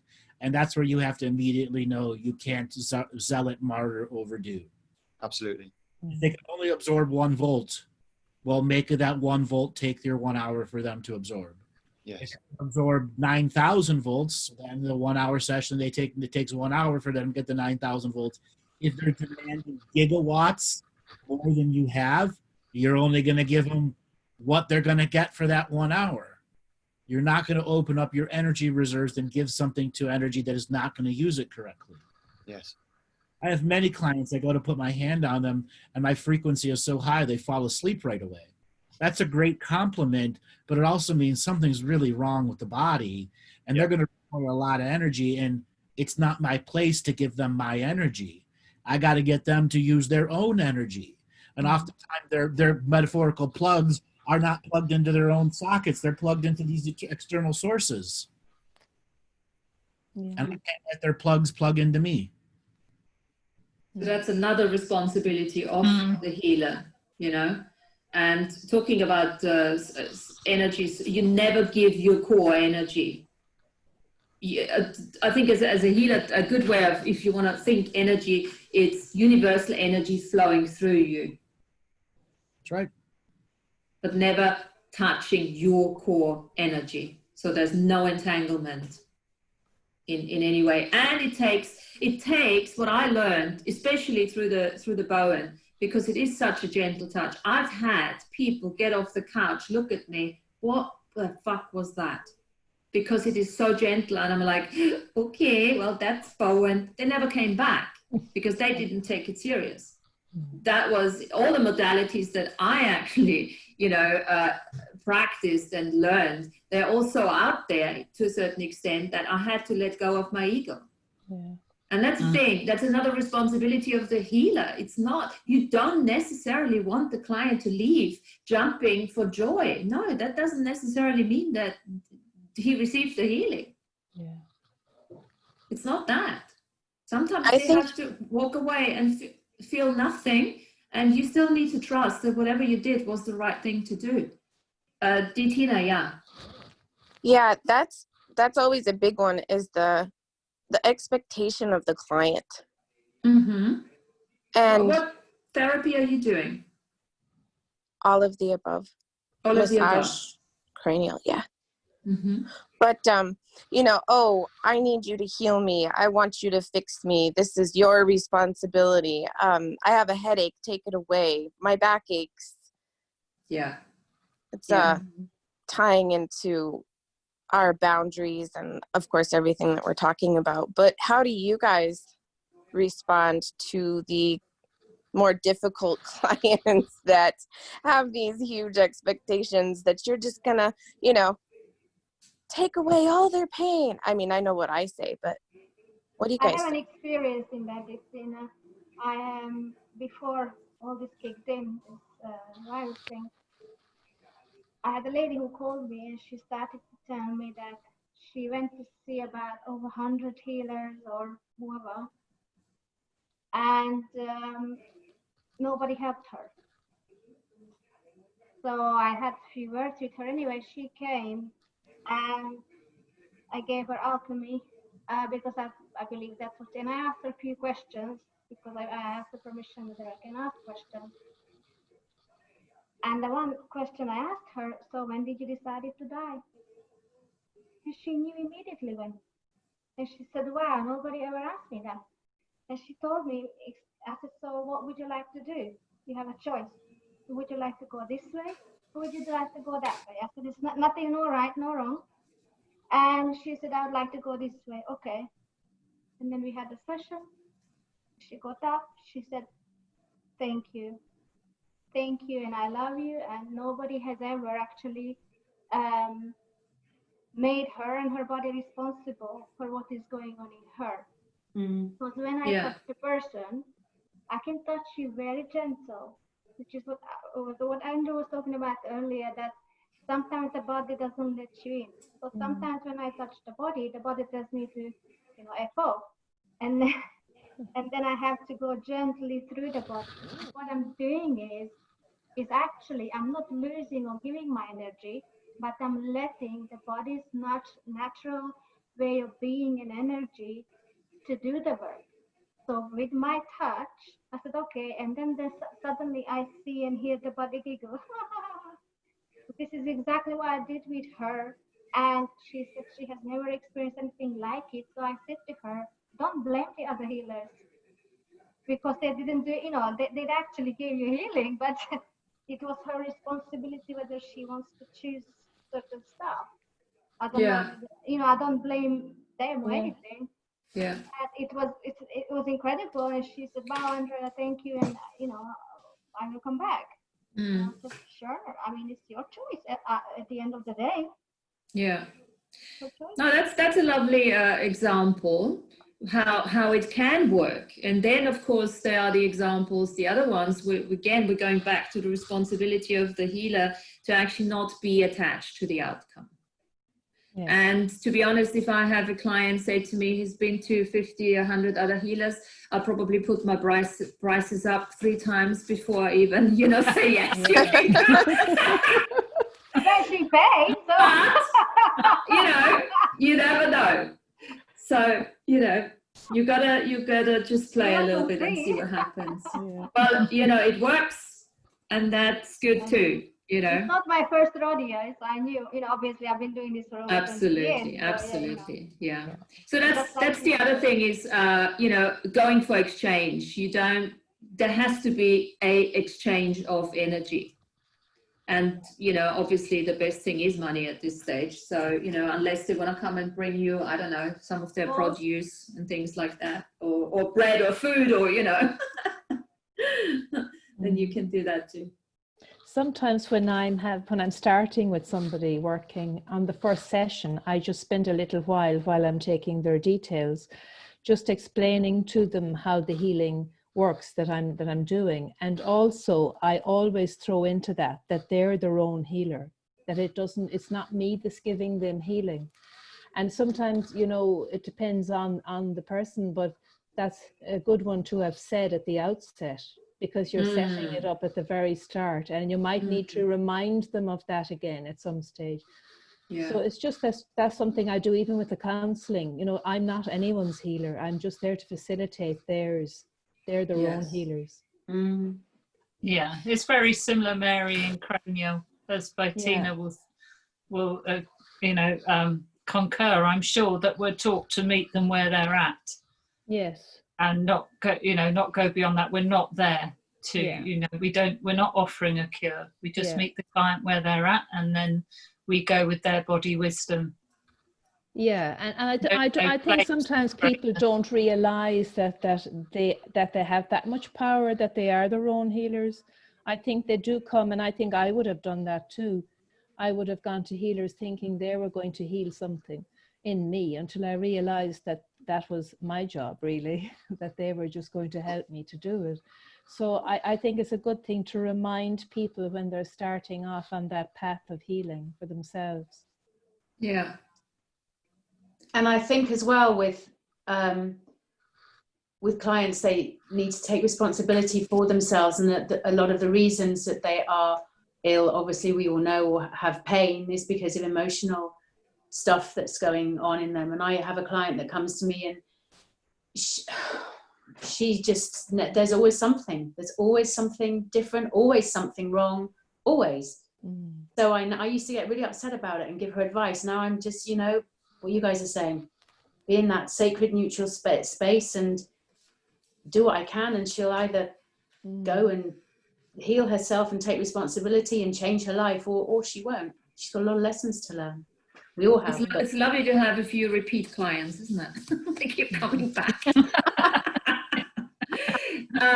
Since we've got Andrew here, what I would like to do, I'd like to speak a little bit about the mechanics from working outside in. So as we are physically touching the body, the muscle, the receptors on the muscles, what is actually happening? How do we heal from the outside in? What's the mechanics and starting to release internal programs by touching the body? Good question. So the alchemy of human touch is something that I could speak on for a decade and a half without a pause or a break. You've got an hour. Well, we got about 3. The alchemy of human touch begins alchemy in the spot that's being touched, with an understanding that certain places that are touched have actions and reactions programmed into them based off of traumas. For example, have you ever gone to touch a client and they flinch? Oh yeah. Yeah. I used to do it myself all the time. What do you think that is? Well, it's the body totally going defensive. Oh no, because of obviously being touched the wrong way many, many times. Touch is alchemy, and it's afraid that you're going to move energy that moved. Yeah. So the body has a psychic awareness of the human touch. And then when the human touch is trusted, and there's a nurturing, sensual, non-sexual energy behind it, like the mother's touch or the grandmother's touch, so on and so forth. There's plenty metaphors one can use, that the exchange of energy between the tips of the fingers can be a soft flow of warm water, or it can be the cutting surgical fingers of psychic surgery without causing flinch pain response in the area. So it is a spiritual anesthetic and calming agent as much as it is the heavy lifting truckloads of garbage being pulled out. It's the all-encompassing tool. Now, what is the mechanics?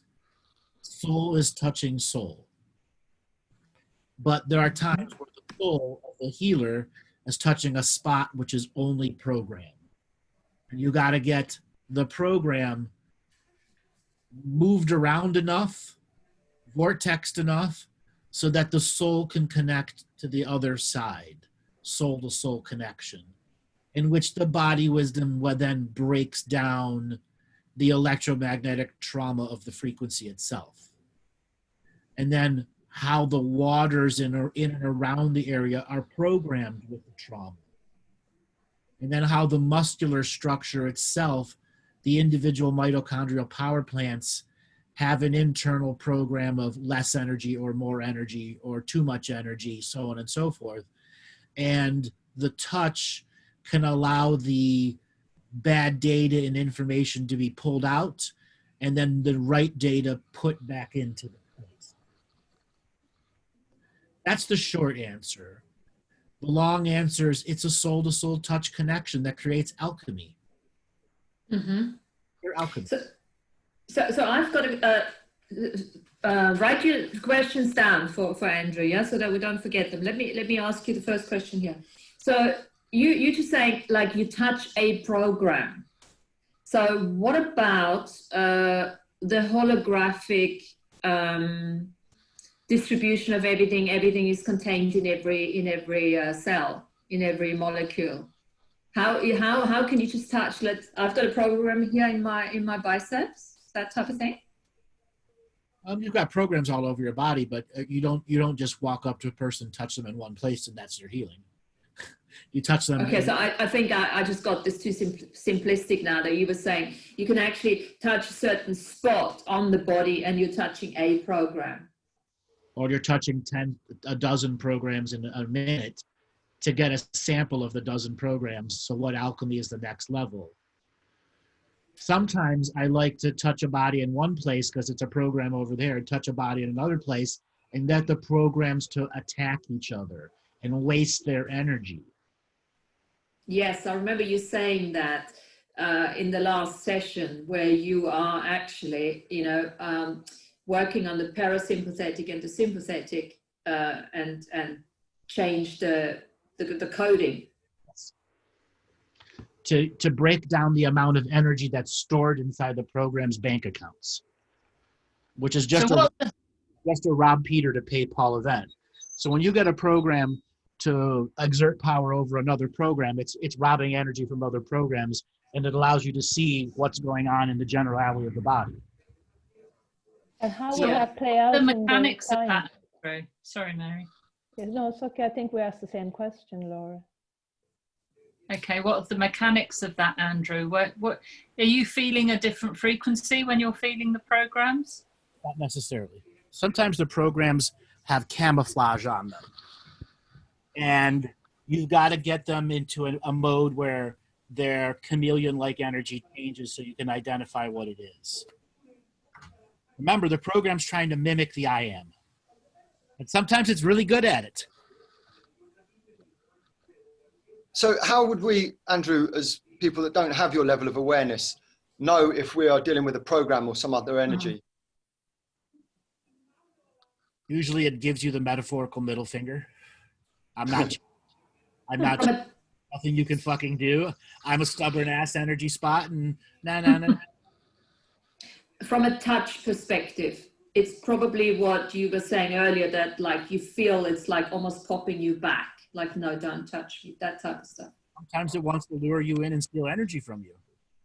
Yes. So it's a difficult one, yeah. Or just wants you to touch its dirt. Yeah, because I felt many clients, or not many, but I felt clients where I've been very much pulled into an area to work on. That's the body was helping you see that there's a camouflage building that's hiding with camouflage, vest and coat and jacket on. It's very hard to see until you touch it. And that's just going to come with experience, isn't it? Not just intuition. For somebody that's battling a program, until you get elbow deep into somebody's energy field, literally, your outer sense of a person's inner sense can easily be skewed by the energy of a program.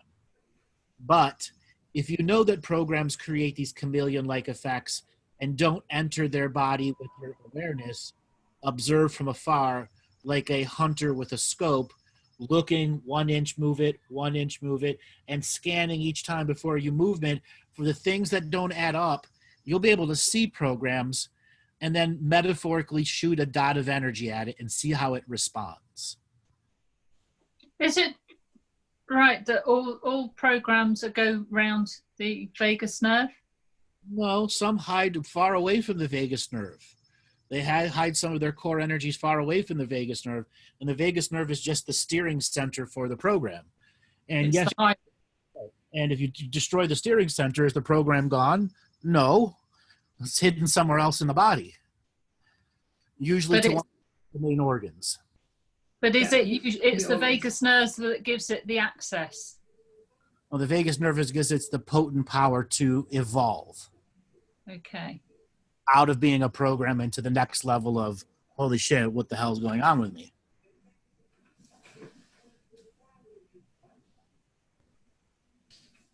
And would the woundedness of the person have anything to do with where they store it? Say that again? The woundedness, you know, if a person was carrying deep emotional wounds and it was the pain was stored in a particular organ, would that be like an invite to a program to kind of lodge itself there? Yes, so obviously the wound, the style of the wound and trauma is indicative of certain areas. But as traumas and wounds and programs get older and older and older, they divest into many spots, Okay. like having backup files everywhere. Mm. And it's a very good, I've been working a lot though, and I know, Jill, you've got this amazing book where, you know, you're relating certain issues to certain pains in certain areas in the body. So if you want to become a little detective, you know, and you look at the shoulders, so who are you carrying, you know, so you can actually use the metaphor and look at the language. So as a practitioner, what I've been doing, because I also work with the metaphors of movement, which I combine with the physical, when I have a consultation with a client, I specifically listen to what type of words are they using, what linguistics are they using, because they're basically giving away already what's going on in the body. So that's a very good way of and it also makes you really present with them, and it creates the rapport. And then you can actually, what I started doing, I do no longer just do a Bowen or something. I'm giving a Grubmüller now. So when they come, they're getting the whole thing. And it's often, by the time I have them on the couch, I've already linguistically, you know, loosened up so many of those bits and pieces that the Bowen session, whatever session I'm doing at the time, is just basically just letting go everything and integrating it and balancing it out. Can I throw in something then, Martina? Just to make it a bit more colorful, this conversation. I thought it was colorful enough. Look at me. All the booze in the back. And... Yes, the booze, yes. Ed. What you got? No, I mean, which is what you're saying is, that's not this, but yes, I do. When I have a client and they give me permission, I do the cleansing before, during, and after, which comes from my Ho'oponopono learning. But I don't know if any of you had here an experience with animals. And I'm reading a really, really fascinating book now, but I have an experience when I had a treatment with an animal, which was a horse. One was a dolphin, one was a horse. And when I have, so this has given me a level of, when you do your treatments, that with the horse I had an equine assisted psychotherapy, and it's one of the best treatments that I've experienced in my life. If you haven't, please do it, because the horse, the animals, it's the business. They truly show you what is being in the present.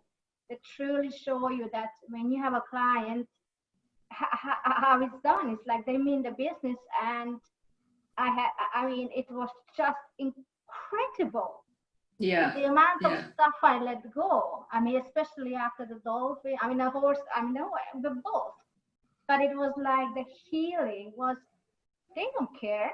who you are. They don't care what's your name, but they show you, they strip you down to your core. And Yeah, they they're show powerful. you, this is what you are. And Very powerful healers. When I recognize myself in them, like, wow, it's so empowering, but you let go of so much. It's just wow. And the book now I'm reading is called Animals Speak. I'd really recommend you to download it or buy it. But it's just incredible, because me and Mary had some experiences, like Ami last week, and then she was talking about this. But that really will show you, if you will, or give you this experience of how to treat a client. Okay. Yeah, no, thanks for that. Has anybody else had, Andrew, are you out of here already? I got it. Okay, darling. Well, thanks so much for coming in and contributing. Take care, Andrew. Thanks very much. Yeah. Cheers, eh? Bye, Andrew. Bye. Bye-bye. Yeah, absolutely. And horses, obviously, amazing teachers, and they are very, very similar from the consciousness level as humans. And also, they don't judge, you know, so they're just like pure energy, like all the animals really are. Animals are amazing. They use dolphins in Cronio too, in Florida. A lot of success with dolphins, especially with like autistic children and that sort of spectrum. Yeah, horses are very good too with autistic children, and autistic children love horses, whatever it is about that energy. But Andrea was talking there about us having an experience with animals. I was commenting on the hare that Andrea put up on Facebook, and actually that very day a hare just came out and stayed in front of me on the road, and it just kept running in front of me in a straight line, and I thought, this is so unusual. It wasn't going either side, followed by a lovely cat who decided it was going to stay in front of me, and I actually had to stop the car because I was going to hit the cat, which was unusual. Cats don't do things like that. And I actually thought there was something wrong with the cat, but there wasn't. The cat was actually fine. So that all happened in one day, which I actually had missed until Andrea had sent a message to say that the importance of hares and what they represent. And I started thinking, oh my God, I saw a hare today. So that's what that is about. Yeah. A multi-dimensional hare, because it went from the South Downs to Ireland. Yeah. Alice in Wonderland. It was an Alice in Wonderland hare. It was quite a incredible picture, wasn't it? I saw it on Facebook. Yeah. So let me ask you another question. Going back to healers and stuff like that. You know, we're coming out of COVID now, or you know, waiting for the next wave or whatever. For all the hands-on healers, how are you feeling about carrying on your business?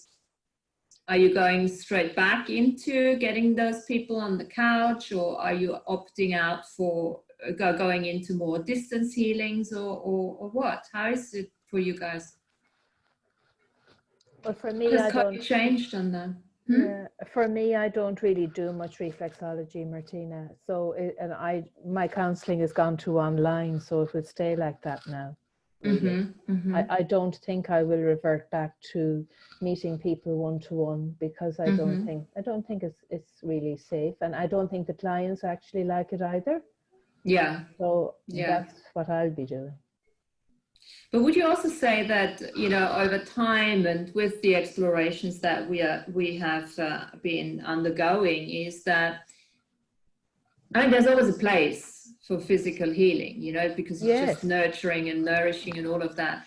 But maybe it's a next level for us to start doing more of a distance, you know, working more in an integrated, and don't have to necessarily do it so much anymore. That's what I'm getting.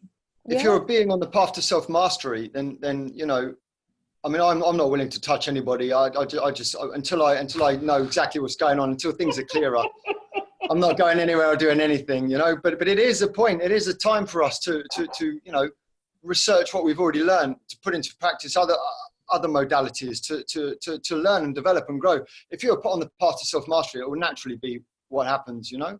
There's plenty of time to feel. It's a good time. It's a good opening time for quantum healing, isn't it? For distance healing. It's a good time to practice it and so on. That's what, you know, a good thing of lockdown. I wouldn't have practiced a distant CST. I wouldn't have put CST in something you could do as a distance healing. But of course it is. We're quantum beings. We're multi-dimensional beings. Yeah. So you're working power of visualization, because when you understand how powerful your visualizations are, then you can take that into any realm, seen and unseen. All these different modalities can be transferred. I already opened an academy which treats the unseen. Why not? I always been working distance with people for many years. I do, of course, face to face, but rarely. But this is what I'm saying. The people who are on this call, it's our opportunity to open our business in the unseen. Absolutely. If it's required or if it's received. Yeah. Okay. Yeah. Well, and have a quantum office. And what comes up to me with the recent teachings on. You're not coming across clearly there, Dave. Say it again, Someone's Dave. might be open. Okay, Someone's might be open reading. Is that better? Yeah. Keep talking. But to go in with recent, teaching of vibration, frequency, and harmony, that make up 7% of our 20% of our DNA. We as healers, what if we can create that healing vibration that we just emanate then? So like you said, in quantum terms, we've achieved that level of existence. Yeah. You're breaking up a little bit, but we got the gist of that. And I think, maybe to just finish off, to really look at that, is that our physical body is, any dis-ease is created because of what's happening in the DNA, in the 80% DNA memory. So if we can get a hold of that and just really start releasing the programs and do the mastery, the emotional mastery, the healing, our bodies will adjust. And we should actually get to a stage where there is no disease is difficult to say, but the more we do the work, the more we integrate the mastery on all those levels, the better we start feeling physically, And, we got to also, I have to be very honest here. Why did I start becoming a healer in the first place? Because I needed it. Yes. I needed a lot of therapy, and just my body needed it. And just becoming a Bowen therapist was a year-long training where we worked on each other's bodies. That was treatment, back and forth. And then, of course, what happened was, I started to realize a very physical therapy. You come with shoulder problems, knee issues and stuff. All of a sudden, all these people start crying and having all these releases, in those settings. And you start realizing how the physical body is connected to all the other bodies. Yes. And this is where you then, obviously what I did, I went into the inner work and started inner work. And the more inner work I did, the more I released, the better my body felt. And at this stage, my body is the best it's ever been. And of course, we mustn't forget, and this is out there. And as soon as, things are calming down a bit and we are feeling, secure enough, ask your partners to touch, go for the touch there. It doesn't have to be a proper treatment, Nowadays it's just how present is the person with you, because we all need that touch. Yes, Isn't we it? do. Yeah, we do. I know a lot of people who are longing for back massages. They can't wait for the and if you don't have a partner or somebody around, then just snuggle up with a cat or a dog or things like that. It's just really getting back into that acknowledgement of our bodies needs that touch. Yes. Because it's healing. Yes. So is there anything anyone else wants to add to that? Or Also, shall Martin, we? I'm sure you have a lot of clients like that, and the people who complain about the body, but we have to remember that we created that. So it's like we create something that's not so good, but we're putting up with it. And at this day and age, if you can't help yourself with so many practitioners, so many healers, so many, you know, I'm sure not all of them are up to par or whatever, it doesn't matter, but then you know, I mean, there's so many choices, like absolutely, you know, so many choices, distant, not distant. So and actually that just brought, thanks for that, because that just brought something up. I'm going to leave you with a clearing. Okay. It's an access clearing, and what they say is before you go to bed, you destroy and uncreate all your oaths, vows, commitments, agreements, contracts with your body in this lifetime, other lifetimes, dimensions, and time streams. Right. Your relationship with your body, if you just want to do the short one, just destroy and uncreate your relationship with your body that you've been having today, and start tomorrow with a different relationship. If you do this continuously, you're also starting to create a huge difference. Yes, because you're starting every day with a new. You're starting every day anew. So, and a couple other things, you know, it's obviously start playing with the body. So body, what do you want to eat today? Ask it some questions. What you want to drink? What you want to wear today? You know, and really getting in touch with that companion that you actually have chosen to walk through this life with. And for all the people who think they're lonely if they don't have a partner or something, well, you're not, because the partner is here. So he or she, whatever it is, ask yourself the question, what is it? Is your body a she or he? No, that's a good question. Yeah. What is it? Mine used to be a he all the time. Now, finally, it's becoming a she. Quite interesting, because I had to do so much work on getting rid of my, you know, over masculinization of my, you know, programming. Yeah. Now absolutely. She's becoming a she, and sometimes the he's back, and that's okay too. Yeah. So really work with it. And there's another little thing. You can obviously ask questions, and you know, you're at the level where the feedback's gonna come, because you just, but you can actually, kinesiology is a marvelous tool to use, you know, where if you want a yes or no, or the pendulum, you know, pendulum work, yes or no. The one with the body, you can stand up and just say, body, give me a yes, and usually the body starts swaying either to the front or to the side, you know. So let's say, for instance, you want to eat something and you're just not sure if you should eat it or not. Who wants to eat it, the body or you? And just, the body, do you want to actually have this cup of tea now? And just test it out. Yes? No? And it's so fun, because you're thinking you want a cuppa, and the body says, no, actually I don't. I'm like, and is that all you have to do? You don't have to do anything else. Just ask the question. Yeah. Yeah. Just find a way that you can define the yes or no. Okay. Yeah, it's either standing up and going with the swaying method, or use a pendulum, or you do that where you have the fingers together and say, you know, give me a yes, give me a no, whatever, you know. And it's a bit of practice to getting in, but it also helps you to work with your intuition and all of that, you know. And it's really fun. Yeah, it is. Yeah, it's really fun. And then, you know, you can take it to any, because sometimes, you know, when you do feel like, oh, I don't know if I can trust this now, well, ask your body. What does your body say? And don't believe everything it says. Yes, and the kinesiology bit, you know, people can see that for themselves. It's like, oh my God, she couldn't get my arm down. It's incredible, you know, for people to see that in action. Yeah.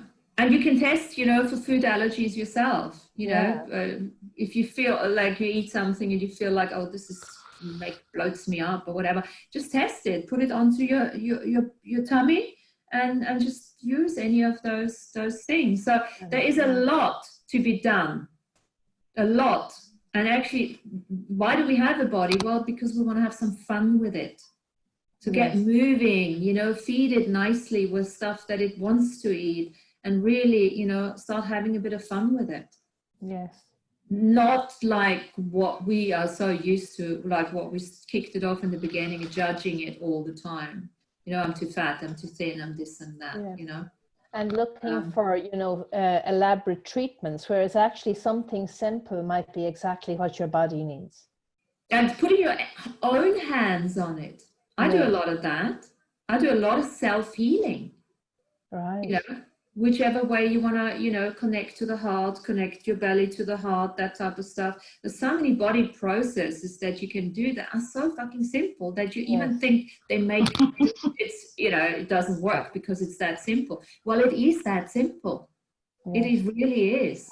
You can also stand in front of the mirror. I went to one of these classes of treatments. What happens is you stand in front of the mirror. I remember what I said to you about the horse, totally in the present. So this gentleman was standing in front of the mirror and not judging his body or whatever. And his body literally, the shoulder went that way, his ribs went that way. So his body put it back to its natural way that where it's supposed to be, just by him standing there and being in the present moment. Of course, I don't think he did it once, but he gave us this exercise, and I felt, oh, this goes a bit to, that was last year, to tight on me, and I did the exercise, and then when I took my dress off, it was loose. Yeah. Just because this very slight judgment we have, all of us have.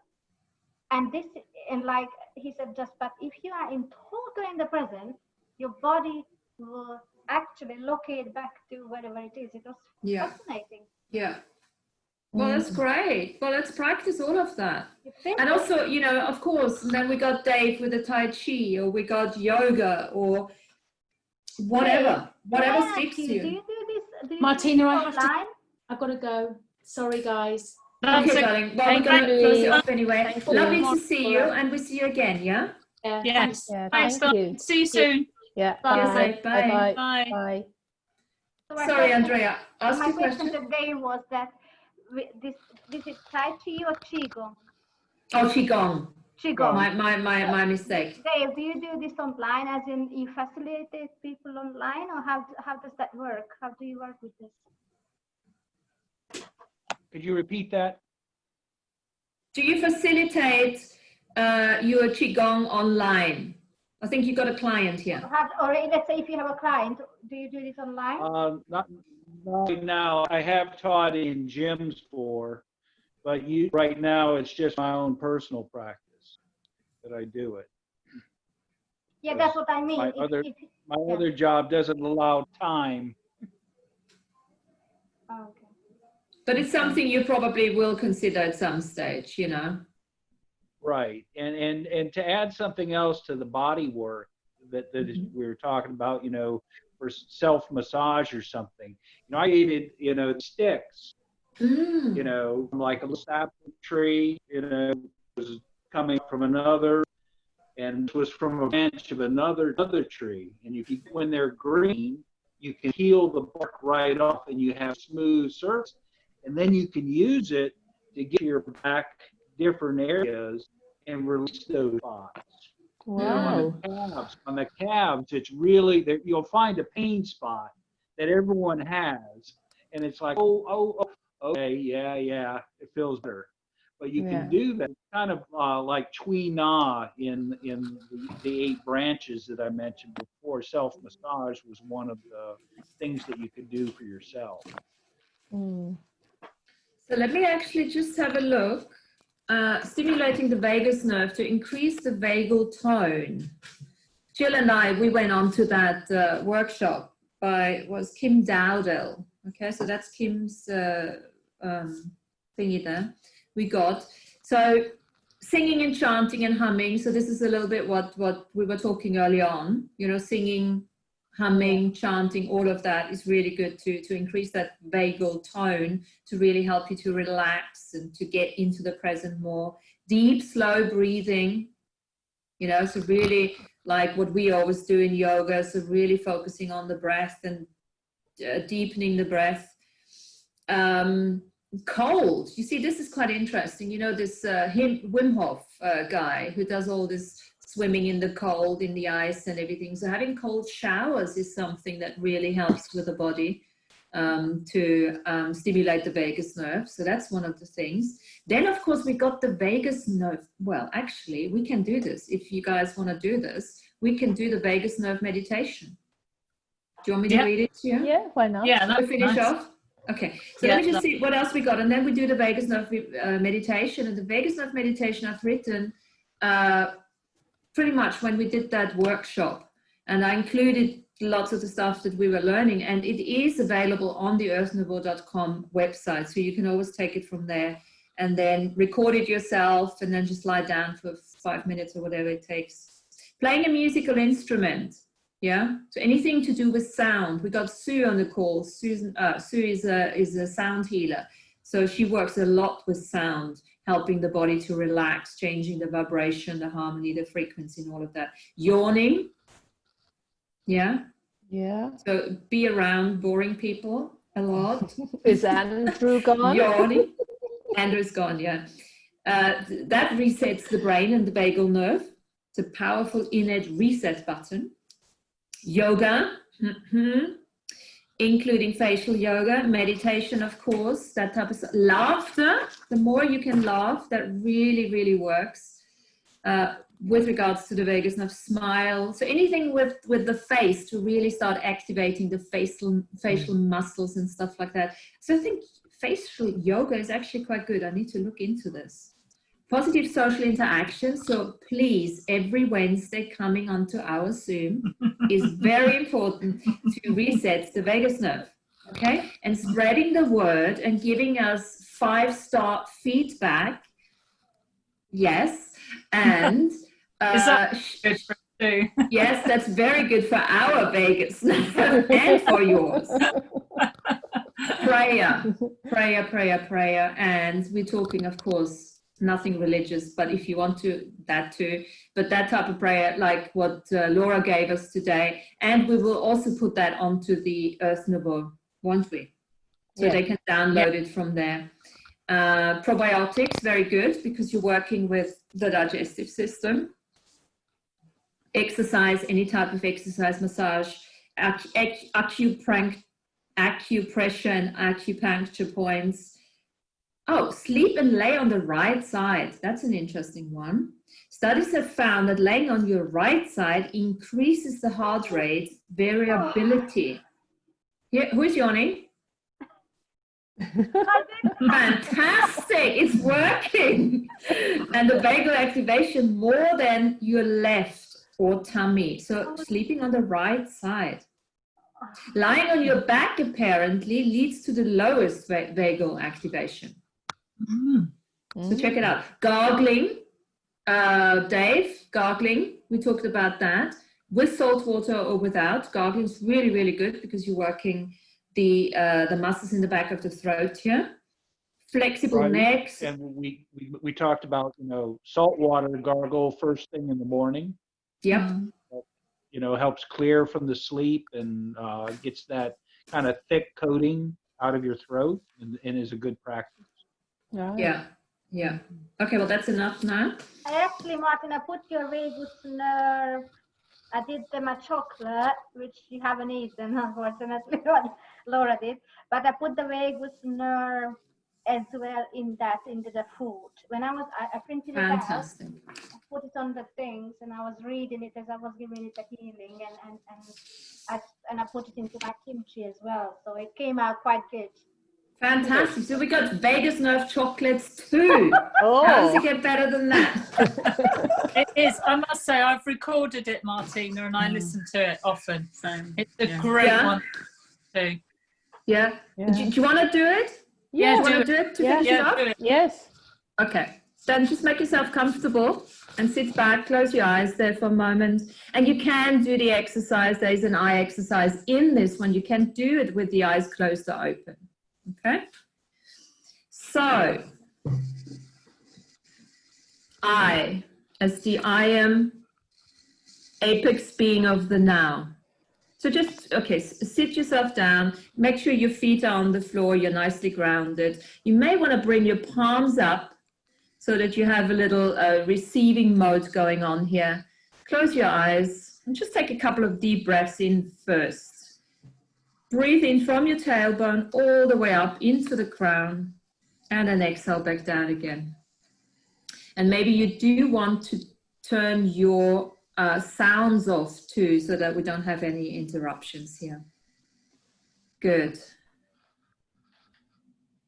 As this I am apex being of the now, manifested on two legs in this ever-present moment, as a conscious being of knowingness and wisdom, grown as a fetus in my mother's womb, I choose to engage my hindsight and foresight as my birthright and legacy to honor and acknowledge my spiritual DNA technology and the original blueprint of perfect health, for the express purpose of restoring, rebalancing, relaxing and healing my autonomic nervous system, the spinal and cranial nerves, and in particular all the branches of the vagus nerve that is essential to every aspect of my life and living. This is a tribute to and a healing focus on the vagus nerve, the wanderer, and other cranial friends that cover a multitude of autonomic functions on their travels from the brain to the brainstem, into the chest and the abdomen. Its selfless contributions of its two branches never fail to amaze, inspire, calm and heal as it wanders through the throat, the esophagus, the lungs, the heart, into the organs of the digestive and eliminative system, as well as promoting lovingly bonded relationships. Now take a deep breath and allow your attention and your intention to settle on a version of yourself that feels safe and sound, relaxed and expanded in all directions of your beingness. Keep your focus and allow every inhalation to create more space. Drop any barriers of constriction in awareness and unawareness, and observe every exhalation to maintain that space, cultivating a sense of peace, of purpose, and perfect place for meditating and healing. Now interweave the fingers of both hands together and place them behind the back of your head. With the weight of your head resisting comfortably on your interwoven fingers, feel the hardness of your cranium with your fingers and your thumbs, and the bones of your fingers on the back of your head. Breathe evenly, a deep inhalation followed by a complete exhalation, creating space on the inhalation and maintaining that space on the exhalation. Allow a feeling of safety to occur inside your body, as well as outside of it, and allow your structure to relax. Be open to the touch of the sound of your voice to support your mental and physical health, your individual growth and restoration, to optimize the autonomic functions. Acknowledge what it feels like to feel safe in terms of environment, as well as in terms of feedback from the proprioceptive nerves that constantly monitor what is going on in the body. Keeping your head now perfectly still, look to the right, moving only your eyes as far as you comfortably can. Like that, keep on breathing for about 30 to 60 seconds and do not turn your head. You might want to swallow, to yawn or sigh, and all of that is okay. Your energies are shifting and your body is relaxing. Just allow that energy to do whatever it needs to do as you keep your eyes focused to one side, the head completely still. Keep breathing. Allow the body to relax.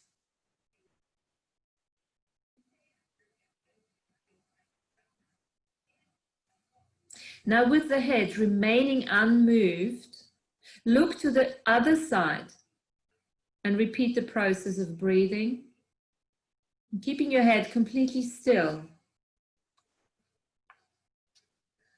Don't overstretch your eyes. Keep it nice and comfortable there. Allow yourself to yawn if you need to. Just perceive, receive how the energy is shifting and changing.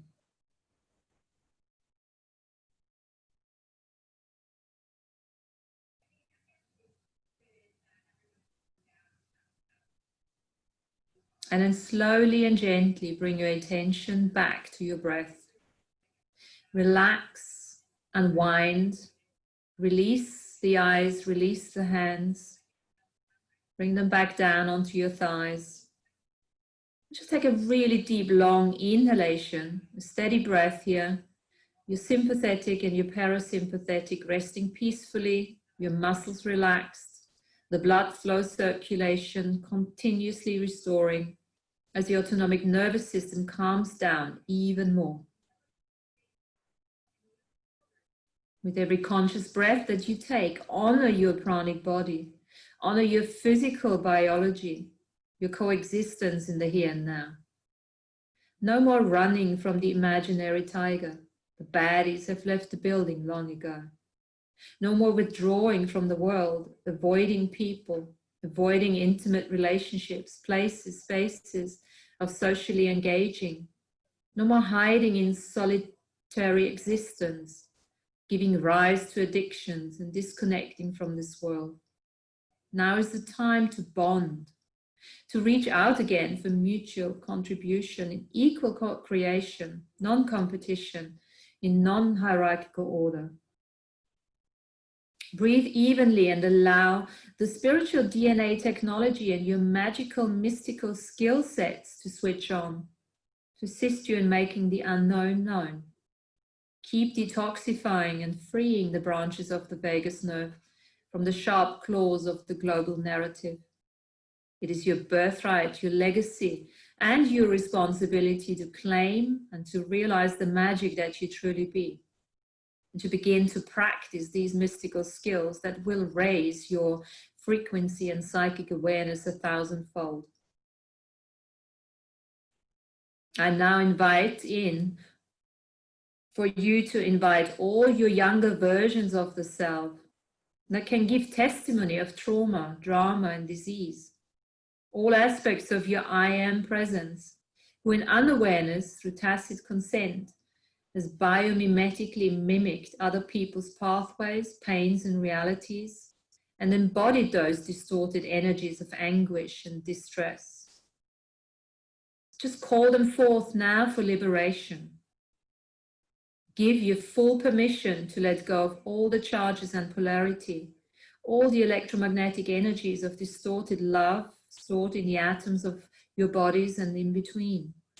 Heal, restore back to the blueprint of perfect health and happiness, and turn hatred and fear back into love once more.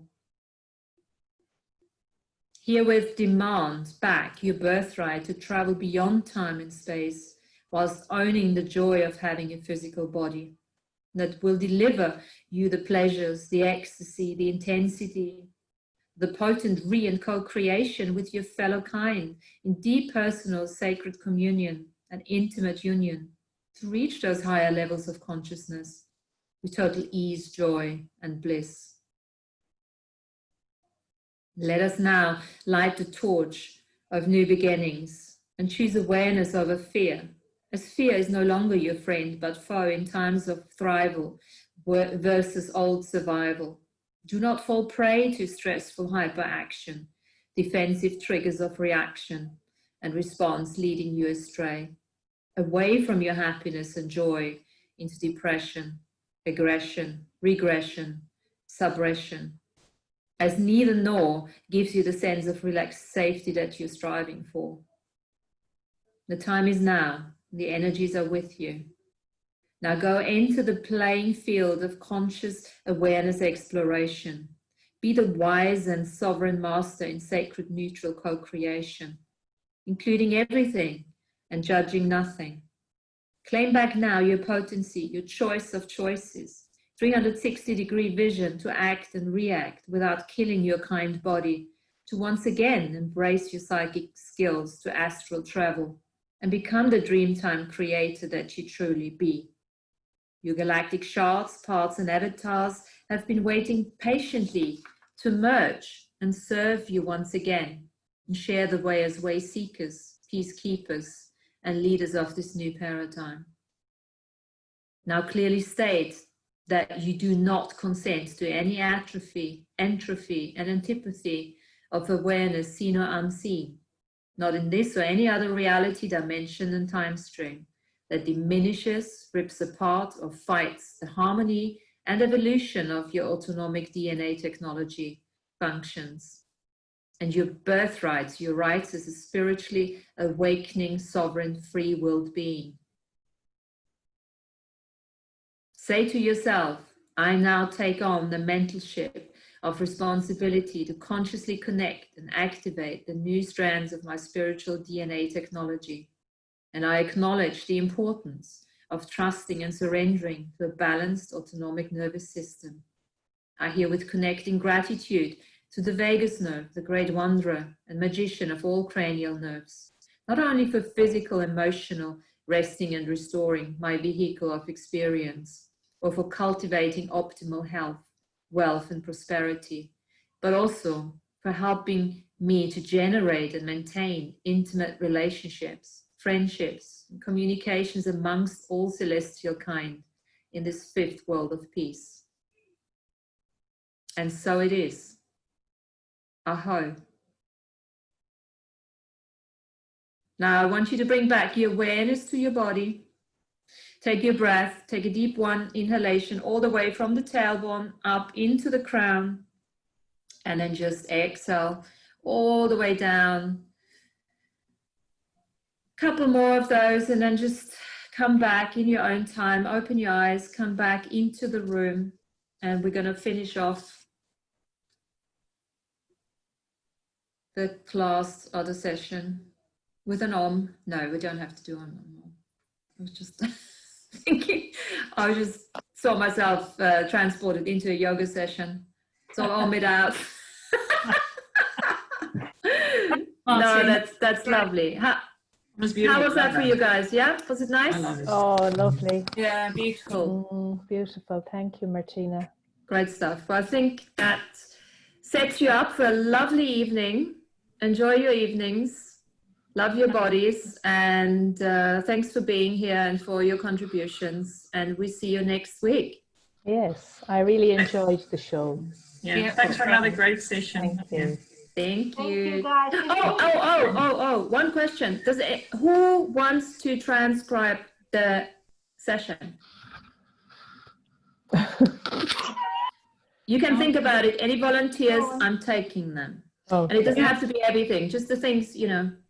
Right. Yeah. Anyway, I'm just putting it out there. Contributions, you know. Okay. Vagus nerves, all nice and high tones. No? Yeah. Good time to ask. We'll see. I'm talking participants, not necessarily the Earth Nouveau team. Okay. Okay? Participants. Yeah. Okay.